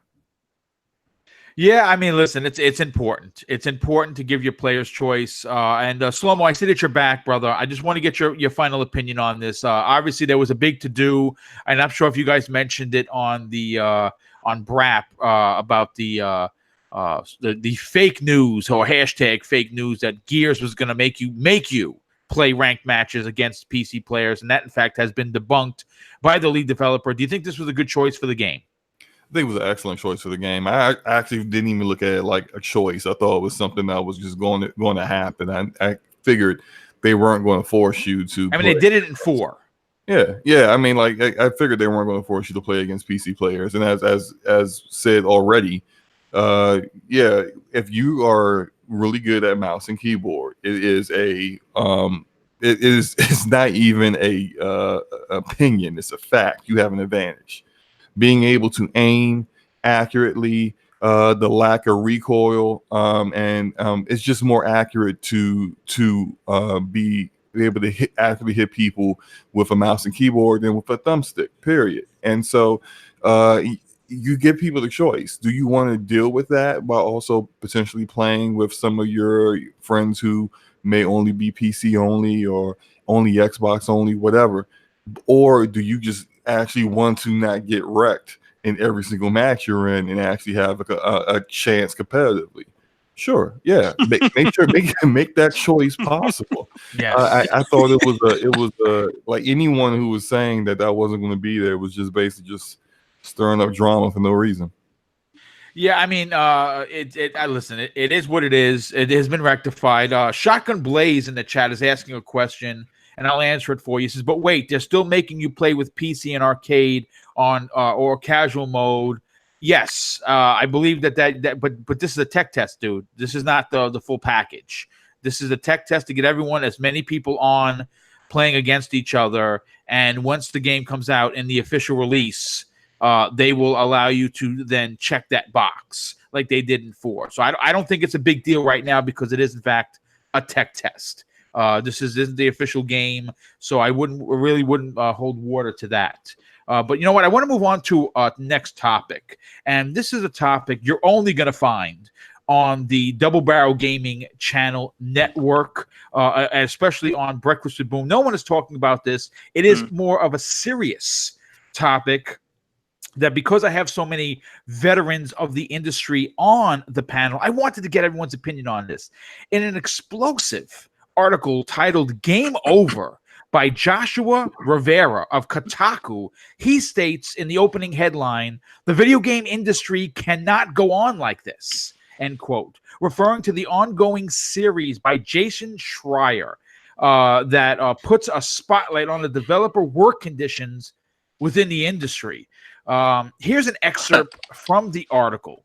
About this time next year, we will have a pretty good idea on what the next generation of video games will look like. New consoles will likely be shown off. Bold new streaming initiatives will begin to launch, and we'll all see wonderful kinds of games they will bring us. All of these things will come, and we'll close the book on a generation that saw the industry that makes games come under great scrutiny than ever before, as studios shuttered, developers burnt out, and toxic work culture fostered environments hostile to marginalized people within the company. Now, here's the thing. These are not, according to the article, these are problems that have not been resolved as of yet, but the wheels of the game industry keep turning in spite of the strain. So how much bigger can video games get? Video games are only getting more costly in more ways than one, and it doesn't seem like the workload is sustainable. There's a human cost, he states, which Kotaku has chronicled extensively, but here is where I personally, again, this is me, folks, I have an issue with these so-called reports. Most of the time, these are, of course, former employees who have lots to say about their former hashtag overlords known as EA, Activision, Rockstar Games, BioWare, NetherRealm Studios, and recently, in an article that was posted yesterday, Naughty Dog, the mecca of industry for the Sony fan base. Okay, so here's the thing. Now, again, this is my opinion. The panel's going to answer how they're going to answer. If this ruffles your feathers, get ready, folks, because you're going to get your feathers ruffled. It's off that shit. Okay? Now, I'm not a developer by any stretch of the truth. I'm a dude who retired, who was a New York City police officer that put in 21 years of risking his life. Some days, the job was 8:35, meaning 8 hours, 35 minutes on the clock. You got your full meal, and you went home, and it was great. And a good portion of the time, it sucked, because you were on details that were more than 8 hours. Sometimes I stood on a detail on a corner in the hot sun, in the blistering heat, in the freezing cold, in the pissing rain for 14, 15, 16, 17 hours at a clip. And guess what? It was my job. Sure, my dog's hurt, and I was tired at the end of the day, but I got overtime, and it's what I swore to do in 1994. So this is what I have to say about this subject. The Iron Lords of Gaming, if you don't know what that site is, after this show, go over there and check it out. It's one of the best, most real sites that you could find that talks about video games, that has gamers doing the articles. Okay. Ooh. And I did, I wrote a story. It was actually my first printed article a couple of months ago. And I talked about the difference between the reporters of the old school gems like IGN, Die Hard Gamer, Gamers Republic, Nintendo, Power. These were, in my opinion, para-professionals that held a certain journalistic integrity that I believe is missing from some and most of the writers of the mainstream media. So I tout this to what King will agree is considered the participation trophy era, meaning that they want to just show up. They want the front parking spot. They want the corner office. They want the six-figure salary, and without putting in the necessary time and effort to be considered a veteran or professional of their field of work. Now, here is where the nastiness comes in from Mr. BoomStick. Okay. Now, I can't say that this is every developer, and I certainly can't say that working conditions were terrible at EA or not, because I'm not an employee. But I am going to say this. You talk to any former of anything, police, nurse, gamer, designer, artist, a street musician, and if they're the former of something, they're going to be the ones that give you the nasty point of view about said employer, because they know they're former. And my question goes to the panel is, well, why are they former? Are they former because they were part of this participation trophy where they expected to have working conditions that met their needs? Were they vetted in the industry where they had a significant amount of time under their belt doing their job? I don't know. But I am going to say that this is a topic that is going to continue to garner weight and speed, and is eventually going to explode. Now, I don't really care for Jason Schreier. I think he is a terrible human being. He might be a good reporter, but he's a terrible human being. If you ever heard him talk and you ever hear him speak to people, he puts himself on a very high pedestal that he should not be on. And he's only doing these stories because he's looking to post his next book. Okay? So, King, I want to go to you, someone that's involved with the Iron Lords of Gaming website as well as the Iron Lords podcast every Sunday. What are your takes on my opinions on this entitled generation? Could that be at the center or the epicenter of these so-called working conditions, or are they telling the truth? All right. Let me correct one thing. It's lordsofgaming.net. There you go. Okay. Right. Thank you, sir. All right. I know your passion. That's why I didn't want to interrupt you at that point in time. All right. Listen, guys. This is a topic that, we've touched on in the past because it's come up in the past, and it's back again. Right. So, for you guys that go to work and getting paid, and woe is me, I'm getting a check and I have to work. Woe is me. Woe is me that I have to do overtime and I can't go watch Crunchyroll. Woe is me. Woe is me that I want pizza tonight and I get off at 8 o'clock and they're closed and I gotta eat Chinese. Woe is me. For you, woe is me. There's another line. It's called the unemployment line. And it's a lot of people that's on that line. I just told a guy the other night, he's complaining about his job. I said, you know what the greatest thing in this world is? We have choice. Yes, exactly. If you don't want to breathe today, you can stop that. If you don't want to cross the street, you don't have to. You have choice. There's no one forcing you to finish this game. There's no one forcing you to stay at work. Trust me. If you don't want to be here, get up, throw your stuff out the window, and walk out. And matter of fact, don't make a sound. Just don't show up. Just don't come back. Don't answer your phone when they call you. Just disappear. Don't talk about it. Be about it. If there's a problem, alleviate the problem. Stop the problem. Remove yourself from the problem, right? That's it. So you're obviously there for a reason, right? And there's obviously things that go along with this job. And if this job entails that you must do overtime, then you must do overtime. If this job entails that you must work a little bit harder, then you're going to crunch a little bit more numbers. But at no point in time should you complain about having a job, because having a job is a luxury. It's not a right. Yes. Mhm. You know, so these guys that are complaining that their boss is working them too hard, there's another boss someplace else that might be just for you. Go find that boss. Instead of complaining, get up, change your circumstance, because the life is too short to sit there and complain about something you don't feel like doing. Get up and change it. That's my take on it. Well, that's a great take. It's actually it's a life lesson for anyone that's young on that's listening or may eventually listen. No, we're not dumping on you, but you have to understand, to get the big positions, to get the position of boss is not something you roll into. When I was a New York City police officer, I walked, and I mean I walked for 14 months before I got into a car.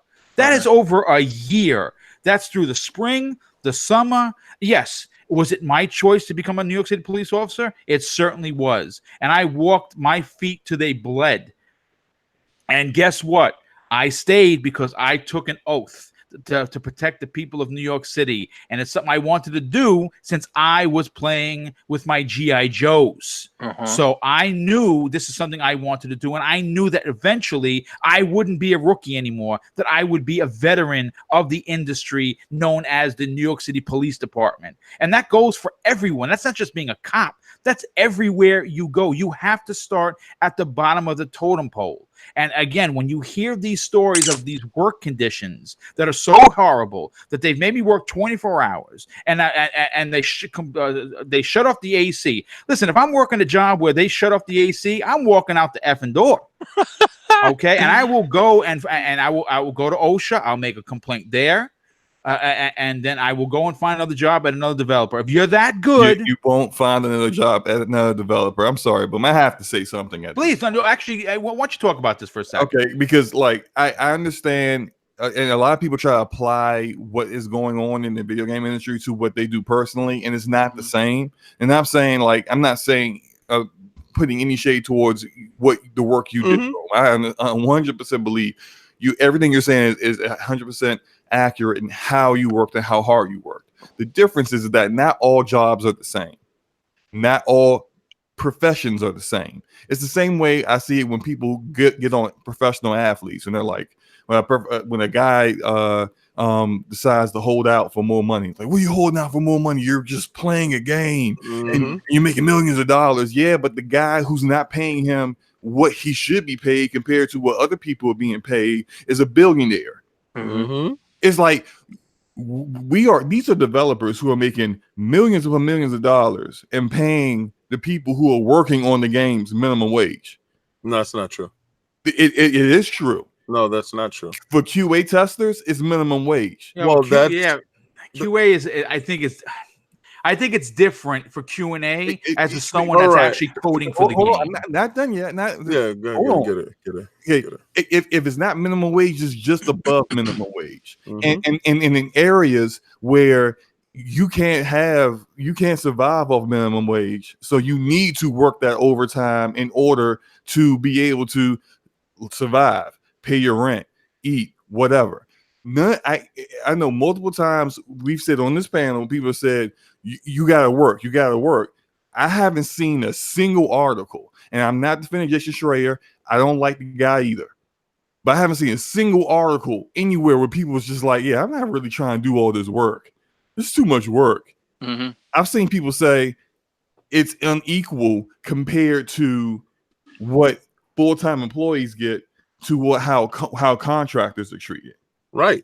You're an independent contractor. And I can talk about that because I hired independent contractors. To be treated differently in the workplace. That's poor management, period. I don't care who you are. I don't care what you've accomplished. If you have people who work under you and you treat them differently than other people, you are a bad manager, period. crunch. I understand crunch is something that's in this industry, and it has been an accepted practice in this industry. But yet we still see, and I don't think it's a generational thing, because the average lifespan of a developer in the game industry is less than 5 years.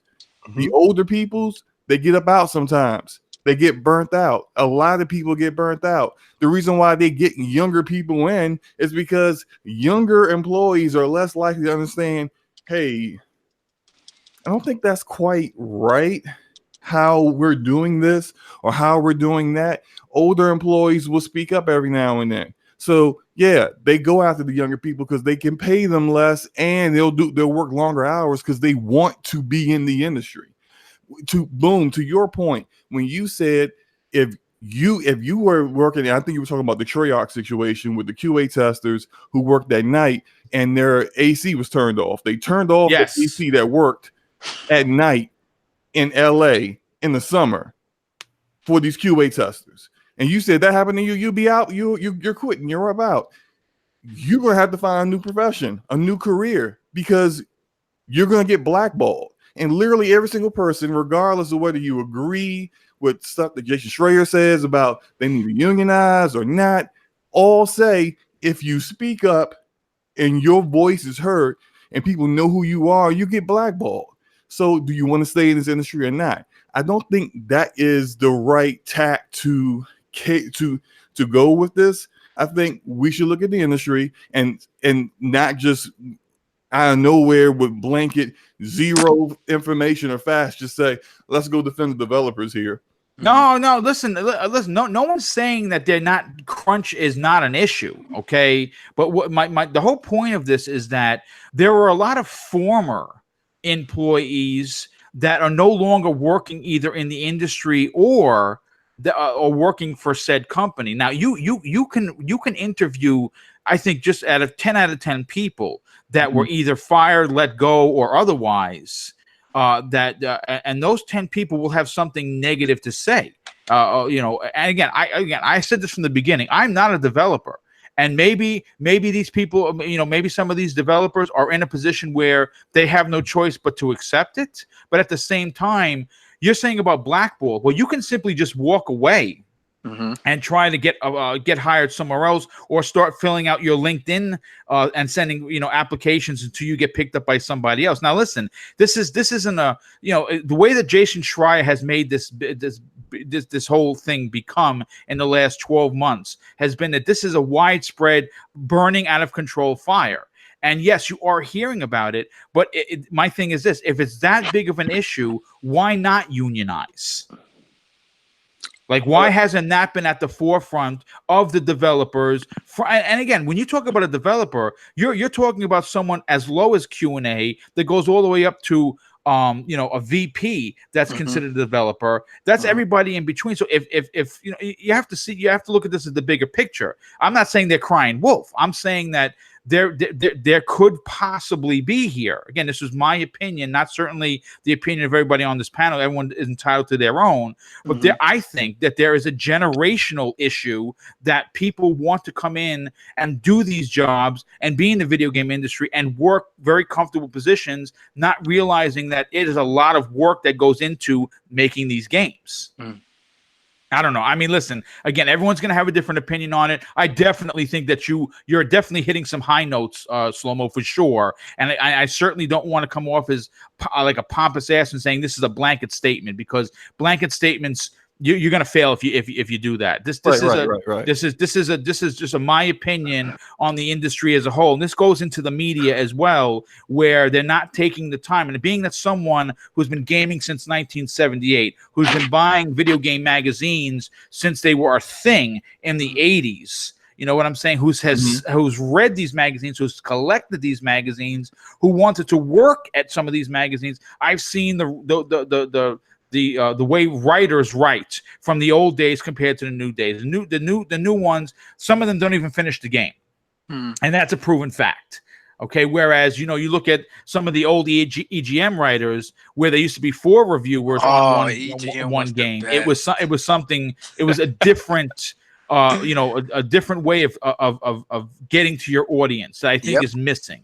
Yobi, I want to go to you on this. Like, okay, now I can't, again, I say this and I want to repeat it.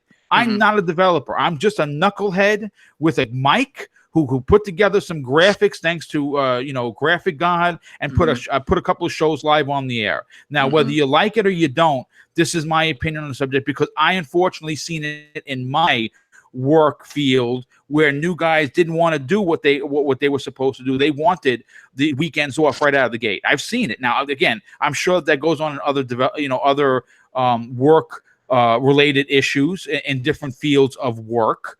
But at the same time, I do think, and I'm going to stand strong. I'm going to die on this hill. That is a generational thing. What are your opinions on what has been reported, not only by Mr. Rivera from Kotaku, but what Jason Schreier has been talking about the last 12 months? To be honest with you, this topic it hits home a lot. I'll get into that in a few.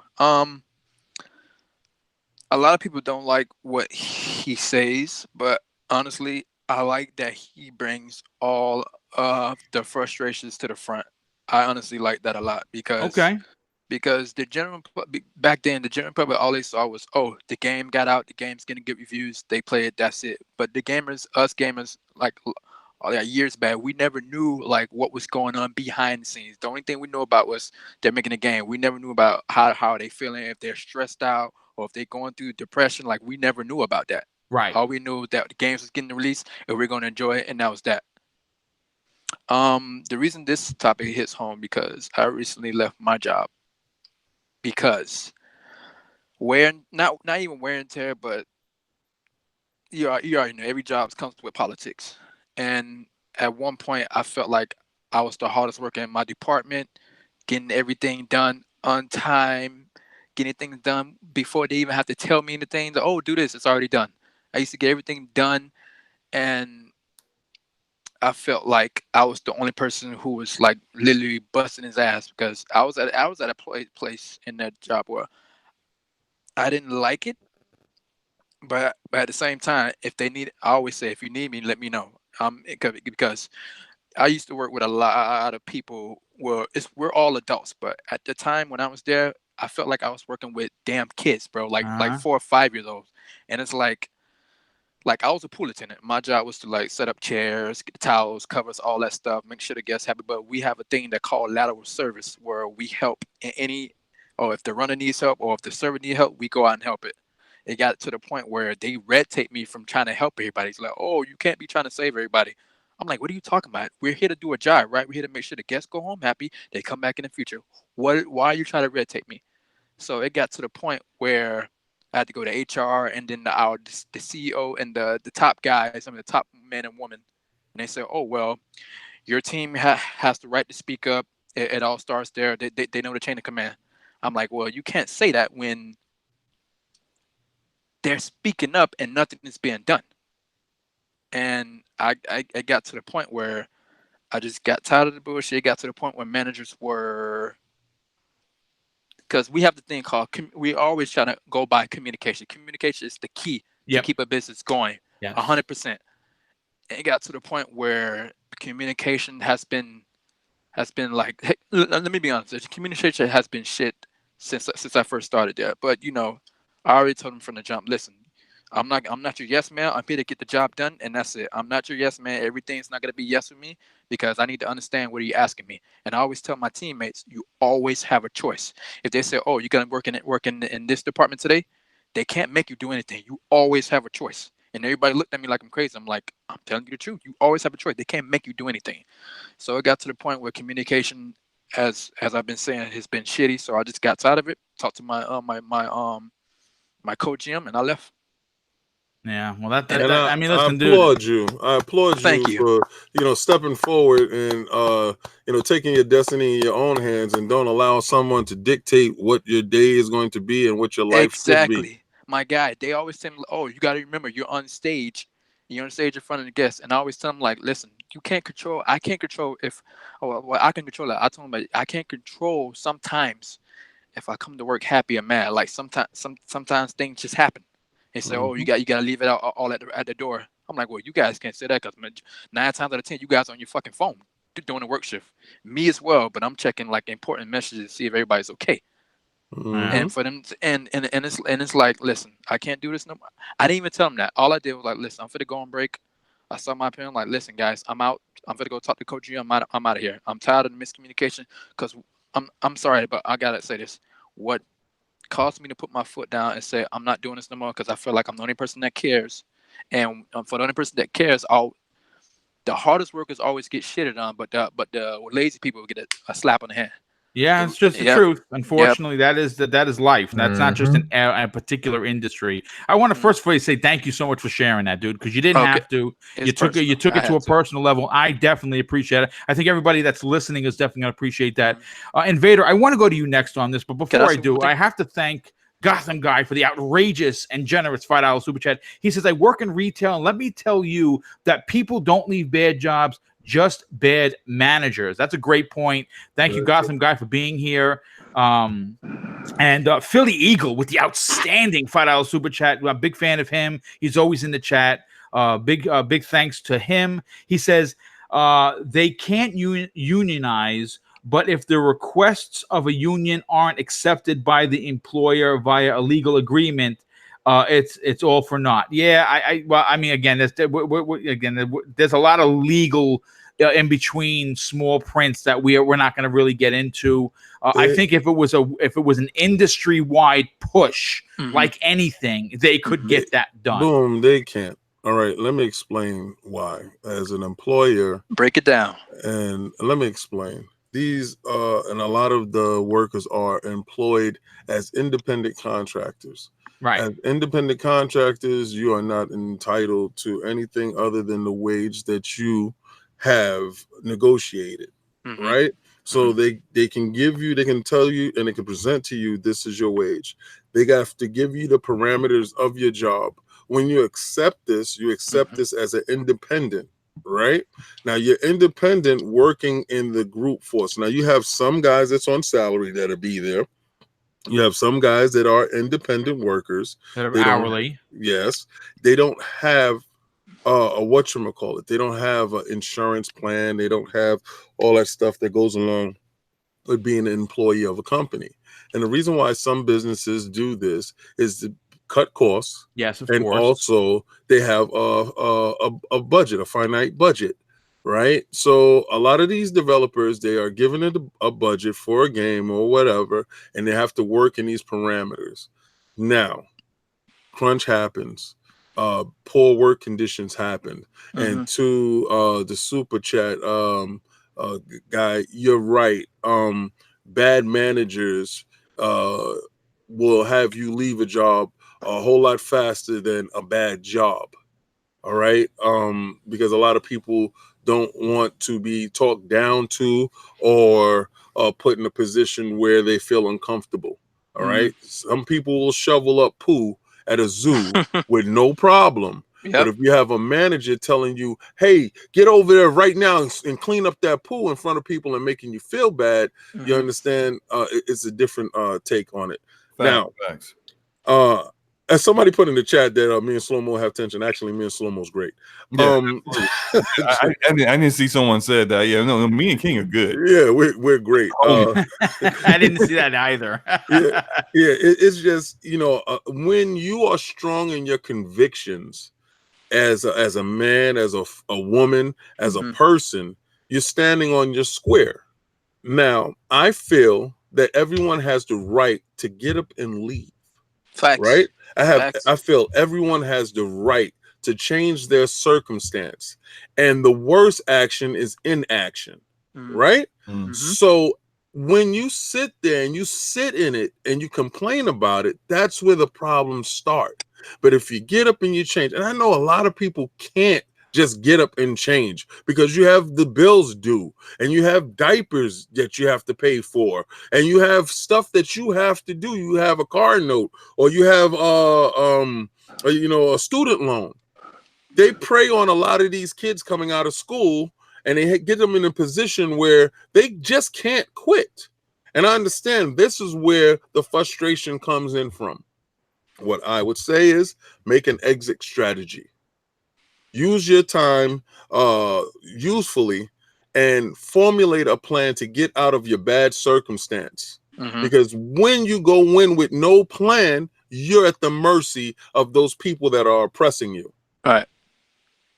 That's all I got on it. No, that's a great point. That's actually a great point. Look, Your mic went out. Oh, Boom got muted. sorry about that. If I didn't like got him.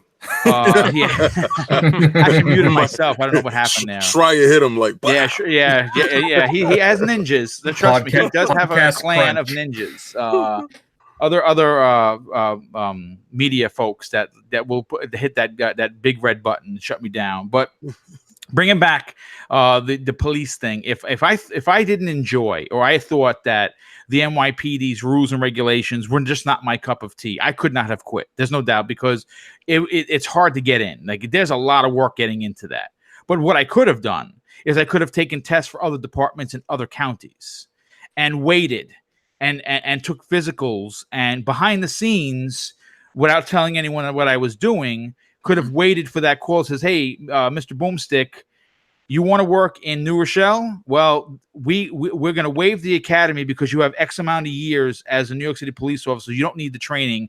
We're going to put you in a 2-week refresher course. And here's all of this is, this is what we're offering to bring you over. Kind of like signing a contract with another team.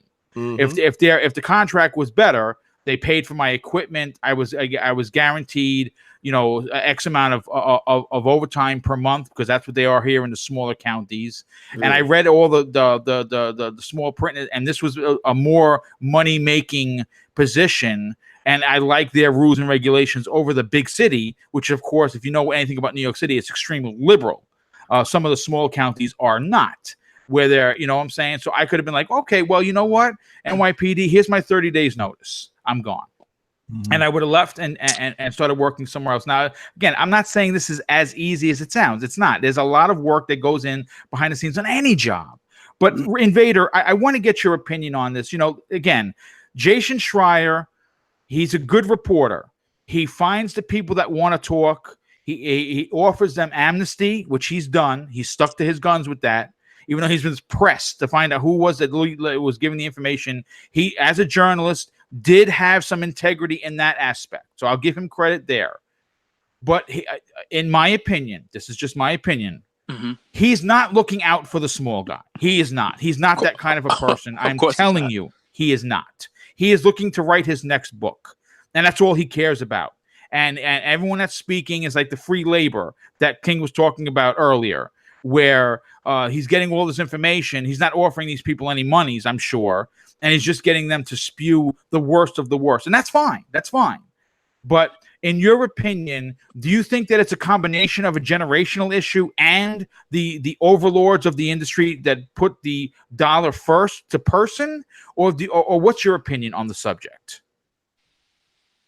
Well, yeah, here's the thing with Jason Schreier and Kotaku in general is that I do feel that, like, I'm torn because he has put out some really in-depth, decent articles highlighting some things in the industry. However, they can be a little hyperbolic, and there's a lot of opportunism in the gaming journalism industry too, because a lot of them will put out articles just like that, and they'll run with articles that, well, aren't necessarily true.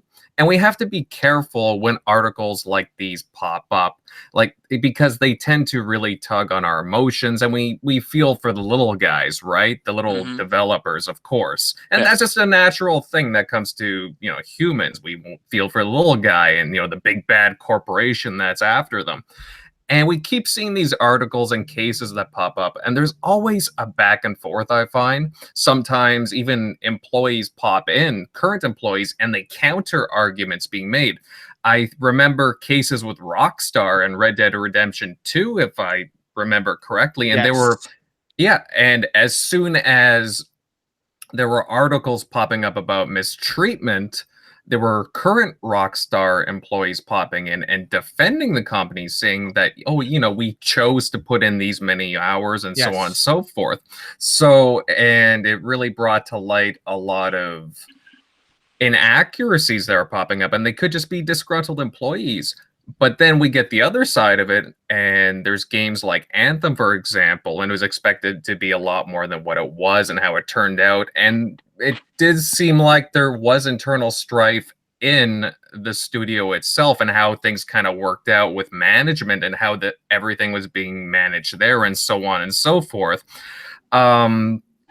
It really is like an interesting topic, the topic of gaming crunch. And really, if you don't like the situation that you're in, you can move. There's all kinds of game companies out there, big, small. If you don't like the environment, if you don't like the way things are going, yeah, sure, it might take some time to work things out, but you're able to move on. You know, it's amazing because I'll purposely look at game companies and how like former employees, I'll look for verified accounts, whether it be LinkedIn, Glassdoor, and so on. Some of them are like, yeah, this company, it's terribly managed, but hey, at least they have good snacks. But no, it's true. It's true. Some of the it's like they have good. It was poorly managed. It was poorly managed. But hey, they have great snacks, or the environment was all right. But yeah, whatever, just the little things, right? But they couldn't stand working there. But then but those I find are few and far between because we all have different interpretations of the workplace. We all work hard. I mean, I would hope, and like everybody else on the panel was stating. We have our own stories to tell on these, and we all work our butts off. And then, sometimes our work gets overlooked. So we all have different experiences with the industries. With game developers, there's all kinds of these studios out there nowadays, more than what there was in the 90s and the 80s. That's a great point. And thousands of developers. There's all kinds now popping up. I know here where I'm from in Southern Ontario in Canada, there's all kinds of these smaller devs popping up. Maybe, like, for all I know, it could be something, maybe larger publishers and developers are a lot poorer with how they manage things because the companies are so big. It's easier for things to get lost. I find a lot of the smaller developers, a lot of the micro developers seem to do a better job with their internal relations as far as the structure goes and the way that their employees are managed. But it just seems to be that there's these articles highlighting all these misfortunes that happen to certain developers, and I'm not saying they don't happen, but at the same time there's also a lot of good that happens as well, and a lot of people do enjoy their jobs. So when I see I kind of think that things are taken out of context with how bad things can be, just because there are a few sour grapes and a few bad stories that are out there, unfortunately. And the media tends to pick up on these, and that's what sells, right? The negativity. Right. Yes. That's a great. I mean, you're making a lot of great points. Zemi Games, if you don't know, he's 26, and I saved him for last because he's younger than everybody on the panel. But I am going to say this about him. He's one of the hardest workers that I personally know on YouTube, that he takes his craft very seriously. He doesn't have I feel like I'm owed anything attitude. And it's one of the reasons why I was so jazzed to have him on as a regular panel member, because he shows up on time. He shows up usually 15, 20, 30 minutes before the show starts. He's in the hangouts waiting. If I get on early, we're talking gaming, we're talking life, we're saying how his mom is doing, how my mom is doing, whatever, right? We're friends. But his attitude and his work ethic is something special. So, Zemi, I want to get your opinion on this, because obviously, like I said, I have a tremendous amount of respect for you, and your age does not mean anything. You do work really hard. You do put the time in. You're working on a video. I don't know how long you've been working on it, but it sounds like it's something that's going to be important, that you have pride in doing, something that has severely been lacking in a lot of the media and could possibly be lacking within the development community, at the younger development community. What are your takes on these Jason Schreier, Mr. Rivera reports that the work crunch is ruining the industry? Well, I mean, obviously, I think there's a lot that could potentially be ruining the industry. I mean, one thing is definitely management. I mean, another thing, of course, is the working conditions, and then crunch time, I guess, kind of falls into that as well. But I I look at it, I guess, in a little bit of a different view. Like, for instance, you guys were talking about choice. Everybody has a choice. Well, I mean, that is absolutely true. Everybody does have a choice, but there are a lot of things that pop up in people's lives that determine what choices seem the most available at the time, right? For instance, I have the choice. I could go jump off a bridge if I wanted, right? But I'm not going to do that because I have a family. I have people that I love, all this different stuff, right? Somebody that's working at a video game industry, in the video game industry, maybe that they're a small time graphic designer or something. It doesn't matter, right? They could have a wife, they could have kids, they could have anything going on. And it is easy to say, well, just leave or just find a new job. And that's easy to say. It really is. That's if life was a perfect world. But the reality of the situation is you could try to go and find a new job. You really could. And where the people that are hiring, you could live in Los Angeles, and the only open position for your for your expertise your field that you qualify for could be in New York. You'd have to leave your family. Maybe your wife already has a job there, and so then she would then have to find a new job as well. It opens up so many different possibilities. It's easy to say, well, you have a choice, just make the choice. But it's really hard to actually make that choice whenever you're the person that has the bill coming into the mailbox for a $400 car payment. And, if you're a younger person, $300 car insurance, your rent, everything. It's a harder thing to do at that point in time.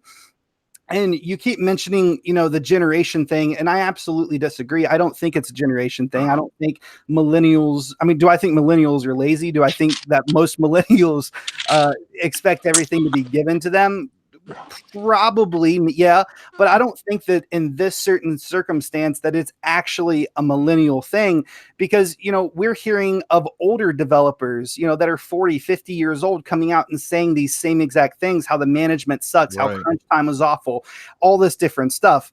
And so I don't think it is a millennial thing, and to say it is, I think, is a little bit of stereotyping the millennials. And to go on further, you guys were talking about unions. The reality is, would a union help this? Absolutely. Am I a huge advocate for unions? Not really. I think that they have their place in certain fields, and I think this would be a field that a union would really come in pretty handily. The problem is that most people have a negative connotation to do with a union. Most people hate unions. Most employers would do anything to stop a union from happening. And so as far as, and today in real world USA, that's probably never going to happen in this industry. So, I mean, ultimately, I think that this is a problem that has a lot of dynamics to it. I don't think that there's 100% a good answer or a good way to solve this, but I do think it's definitely an issue. I mean, I've worked at places where the manager was absolutely awful. And to go back to, the choice, maybe you are looking for a job. Maybe you can't find a job for a year, and that manager just keeps on going at you and going at you, or those working conditions keep on going at you. And then eventually you can't stand any more of it. You're about to start screaming in the middle of your office building. You're under so much mental distress that you just finally decide to quit your job. And then you're in a terrible situation then as well. So I don't think it's a generational thing. I just think it's, a terrible thing that's happening in the industry. And I don't know who Jason Schreider is. I know that he's a writer for Kotaku. I know that he has a very negative field around him that a lot of people link to him. I've never read any of his work. He could be the most ruthless journalist possible, but there's been many moments in human history where a journalist that is only for himself turns out to do really good work because he wants to progress himself. And so just because he's a journalist, just because we hate him, just because all this different stuff doesn't mean that what he's writing on that page is wrong or that it's not currently happening in the industry today. I mean, listen again. You said some really interesting things. First of all, no one. Again, I want to stress this. No one is taking a spotlight and putting on Generation X, Y, or Z. What I'm saying is that there is a younger generation. Now, that younger generation can be anywhere from their 30s all the way down. And again, I can only speak from what I've seen. Again, I said it in the beginning. I said it twice. I'll say it a third time. I'm not a developer, and I'm not in those positions. But there are more people in the industry that are coming forward like they did in Rockstar and say, no, wait a second now. Hold on. We wanted to work this because we wanted to get this done because we're proud of our craft. Now, there are more people coming forward for that is not being talked about. Like, those stories come and go. It's the negativity where the industry is going to collapse in on itself any minute. And it just keeps getting bigger and bigger. But listen, I'm going to say this. First of all, we've been here for over almost 2.5 hours. This has been an amazing show. Not a lot of topics, but a lot of meaty topics that needed to be spoken about. And on this show, no one has a time frame in order to speak. No one's right. No one's wrong. Everyone has their opinion. It is respected and will be heard, regardless if you talk for 6 minutes or 16 minutes. So I hope you enjoyed today's show. I want to get ready to do these outros because we have some big things going on with everyone here. And I want to make sure that you get over there and follow them on Twitter and sub. And I want to start with Zemi Games. Zemi, you're working on something big.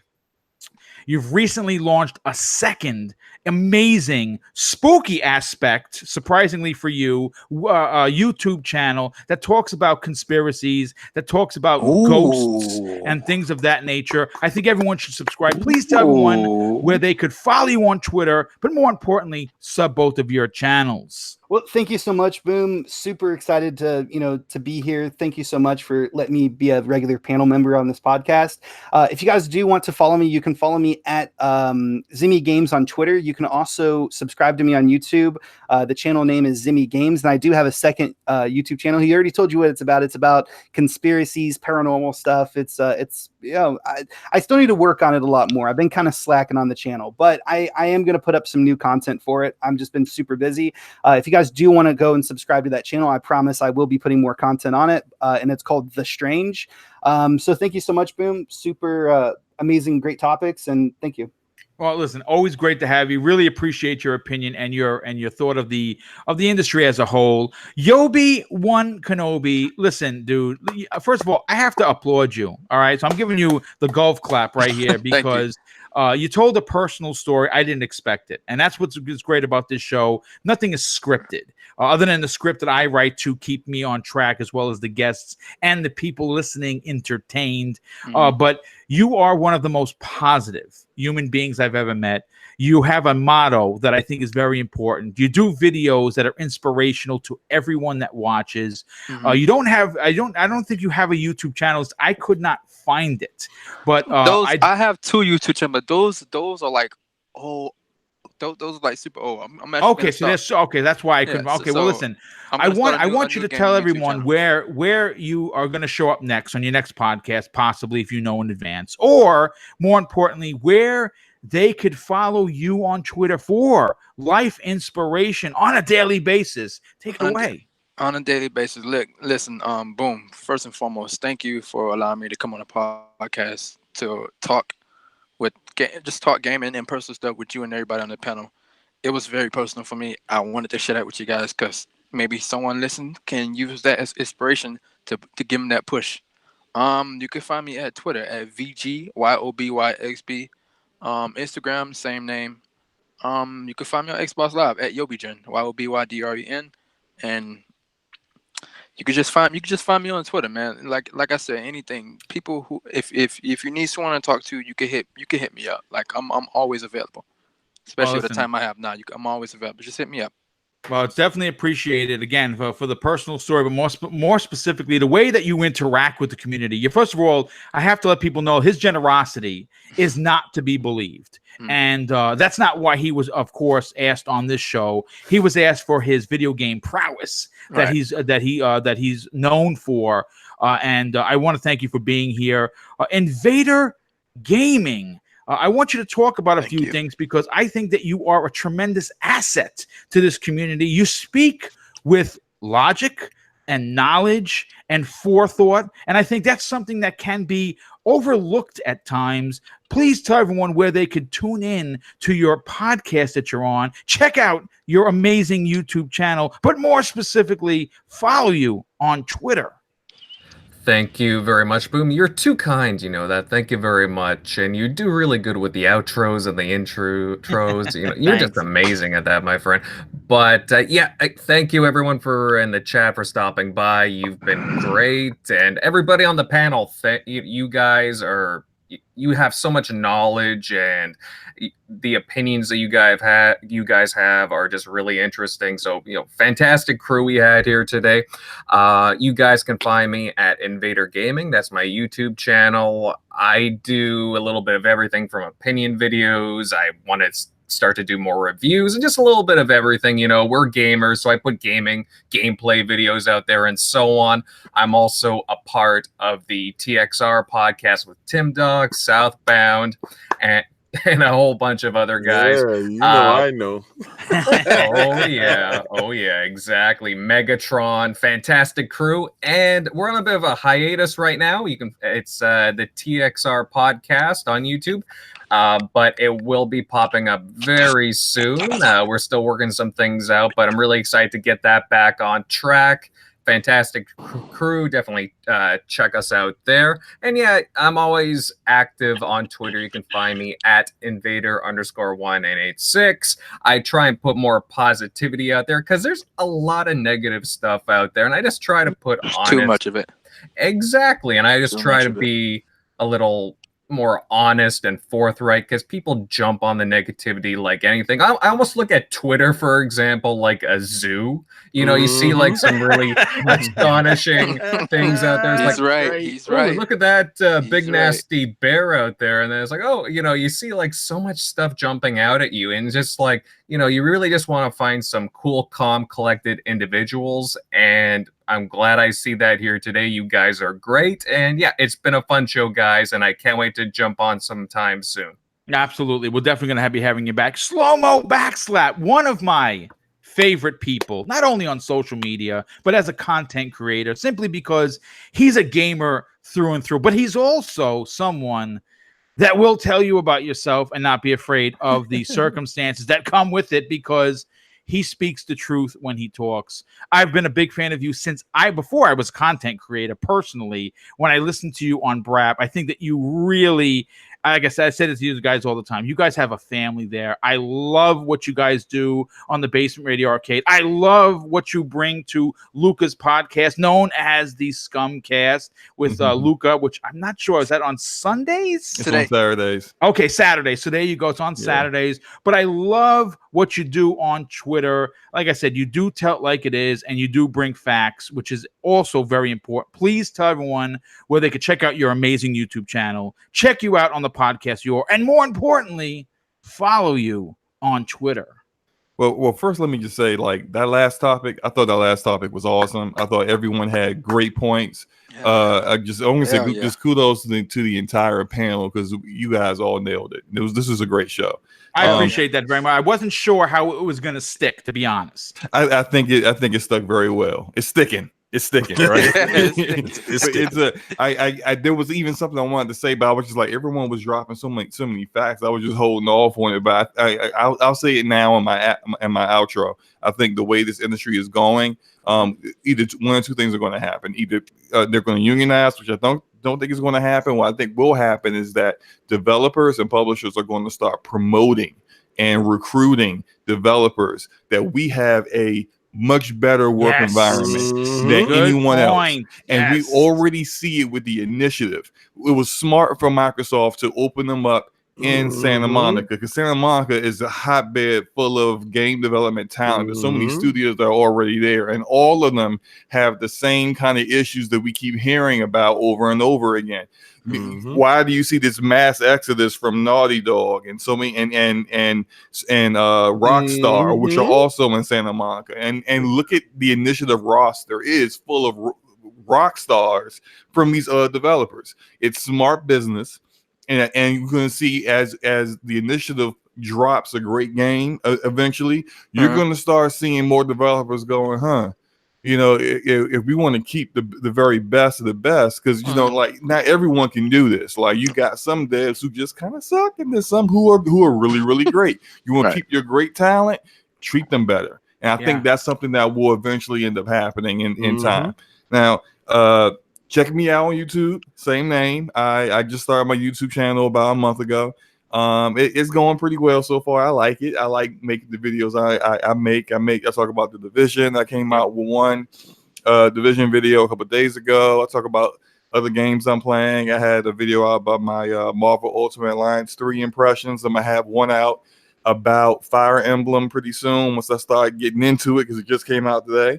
And I'm also on Twitter as well, same name.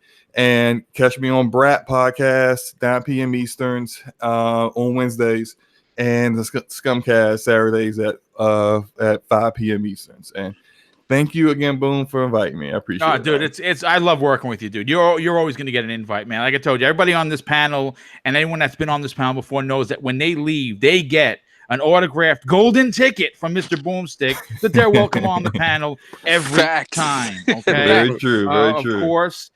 Last and in absolutely no way least, making his Breakfast with Boom debut, it has been an honor, a pleasure, not only to share today's 2.5 hours with, but I got a chance to not only go to E3 thanks to him and several other members of the Iron Lords podcast, because they showed me the way. They were my Yodas for how to attend E3. I got a chance to live with them for a week. I consider him family. He's one of the best personalities on any podcast, more so the industry itself.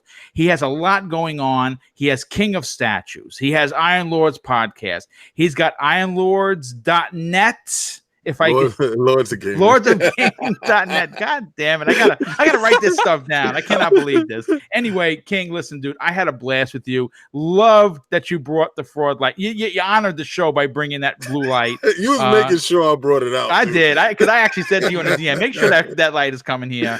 Please tell everyone where they can check out your wares. Check out the Iron Lords podcast, one of the best in the business.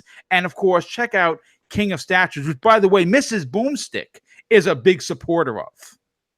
Listen, guys. First and Bring foremost, that light out one more time. he got to see it. He got to see it. He got to see it. There we go. I would like to say thank you guys for having me. It was a great panel. Actually, we all connected. Everybody here is connected by someone or another. Like Invader's connected to me through Tim Dog and Megatron. Slow Mo is connected to me through Brap. Yogi, yeah. Yogi's now connected to me through Boom. Zenny is connected to me through Boom now.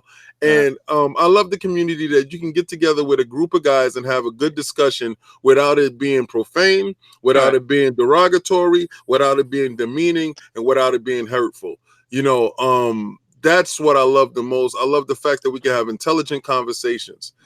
Now, you see all these boxes back here? Yeah, those are statues in those boxes. If you go to lordsofgaming.net and Iron Lords podcast, which is airs on Sundays at 1 p.m., you can see these statues. King of Statues launches every Wednesday throughout the day, depending on how I feel with the sound. Once I do all the editing, and Combat Talk with the King is always done after the weigh-ins on Saturdays, right before the fights. Any fight that is of your interest, which I feel that I'm not going to bring anything to you that is not of your interest, not worth your time. So if you're going to spend to watch a pay-per-view, I'm going to give you the skinny on the pay-per-view. And if you're a better, listen to what I say, obviously you can make some bucks. This stuff here that we do is in no small part. All right. It was 2 hours, 2.5 hours. It takes a lot of time, and it takes a lot of dedication. It takes a lot of effort. And I salute Boom. You guys do not understand how meticulously he crafts this show. Facts. Also, I'm going to tell you this. Do not ever leave the keys in your car with Boom inside your car. Quick story. I take Boom to go get his pass, right? So we go to E3. Let's go get the passes. All right, because I told him, I said, yo, listen, don't worry about those dudes. I'm going to show you how to move. I'm going to show you how to do this stuff. And him hanging with me, so, oh, man, this dude, no, it's easy because I already did all the hard stuff before. I'm not going to let you go and bump your head against the wall. I'm going to show you the easy stuff. So we pull up right next to the pass booth, and nobody's there. I say, all right, Boom, go ahead, go get your pass. Boom hops out. I swear, 5 minutes. Boom, he comes right back in the car. Yo, this was easy. All right, let me go get my pass. So I sit inside the seat. You're a New York City police officer, former. If the cops come, show them your badge. Talk that lingo. I'll be right back. So I park the Corvette right there. Leave the keys in the car. Hop out. Go get my pass. They have a problem with my pass. They're like, oh, we got several passes for you in here. I'm like, oh, okay. So what we're gonna do? Well, you can go over this side over there to go get your pass, and you can do that.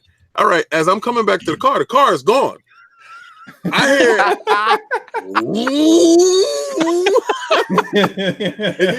I was driving his rental, which happened to be a very powerful Corvette. You see Boom turning back. You see the yellow Corvette coming back up. Boom, you're a former man, they told me to move, man. They told me to move. I laughed so hard. I said, oh my God, there go Boom. And you know what? I said, that's your fault for leaving those keys in that car. But my own brother wrote to Neo Mental of Twitter, wrote to King and said, shame on you for leaving those keys in that car. That's one of Boom and I stories from many E3. stories and many more to come, because obviously we will be returning to next year, which should be an amazing E3 for all three companies, because new hardware will be coming. But listen, this has been an amazing show. I want to thank everyone in the chat for once again being the nicest and most friendly and accepting chat on YouTube. I do greatly appreciate that. The super chats were not to be believed. Thank you so much for the outstanding generosity that you have once again shown Mr. Boomstick and the Double Barrel Gaming Channel Network. I want to thank my guests for 2.5 hours of their day on a Friday, that they took the time to be here. And again, I'm sorry that we didn't go through 6 topics, which I had 7 written. But you know, these were all different topics that took a lot of time, because you want the proper opinions. You don't want anything rushed. And I want to thank everybody for hanging out for that. And I want to wish everyone a great weekend, a safe weekend, a healthy weekend. But before we get out of here, there's 2 things I want to say. One, treat others how you personally want to be treated. My dad taught me that. And secondly, it doesn't cost anything to be nice. Remember that when you're acting a fool in life. Have a great weekend, everyone, and we'll see you next week on the next episode of Breakfast with Boom. Take care, everyone. Peace.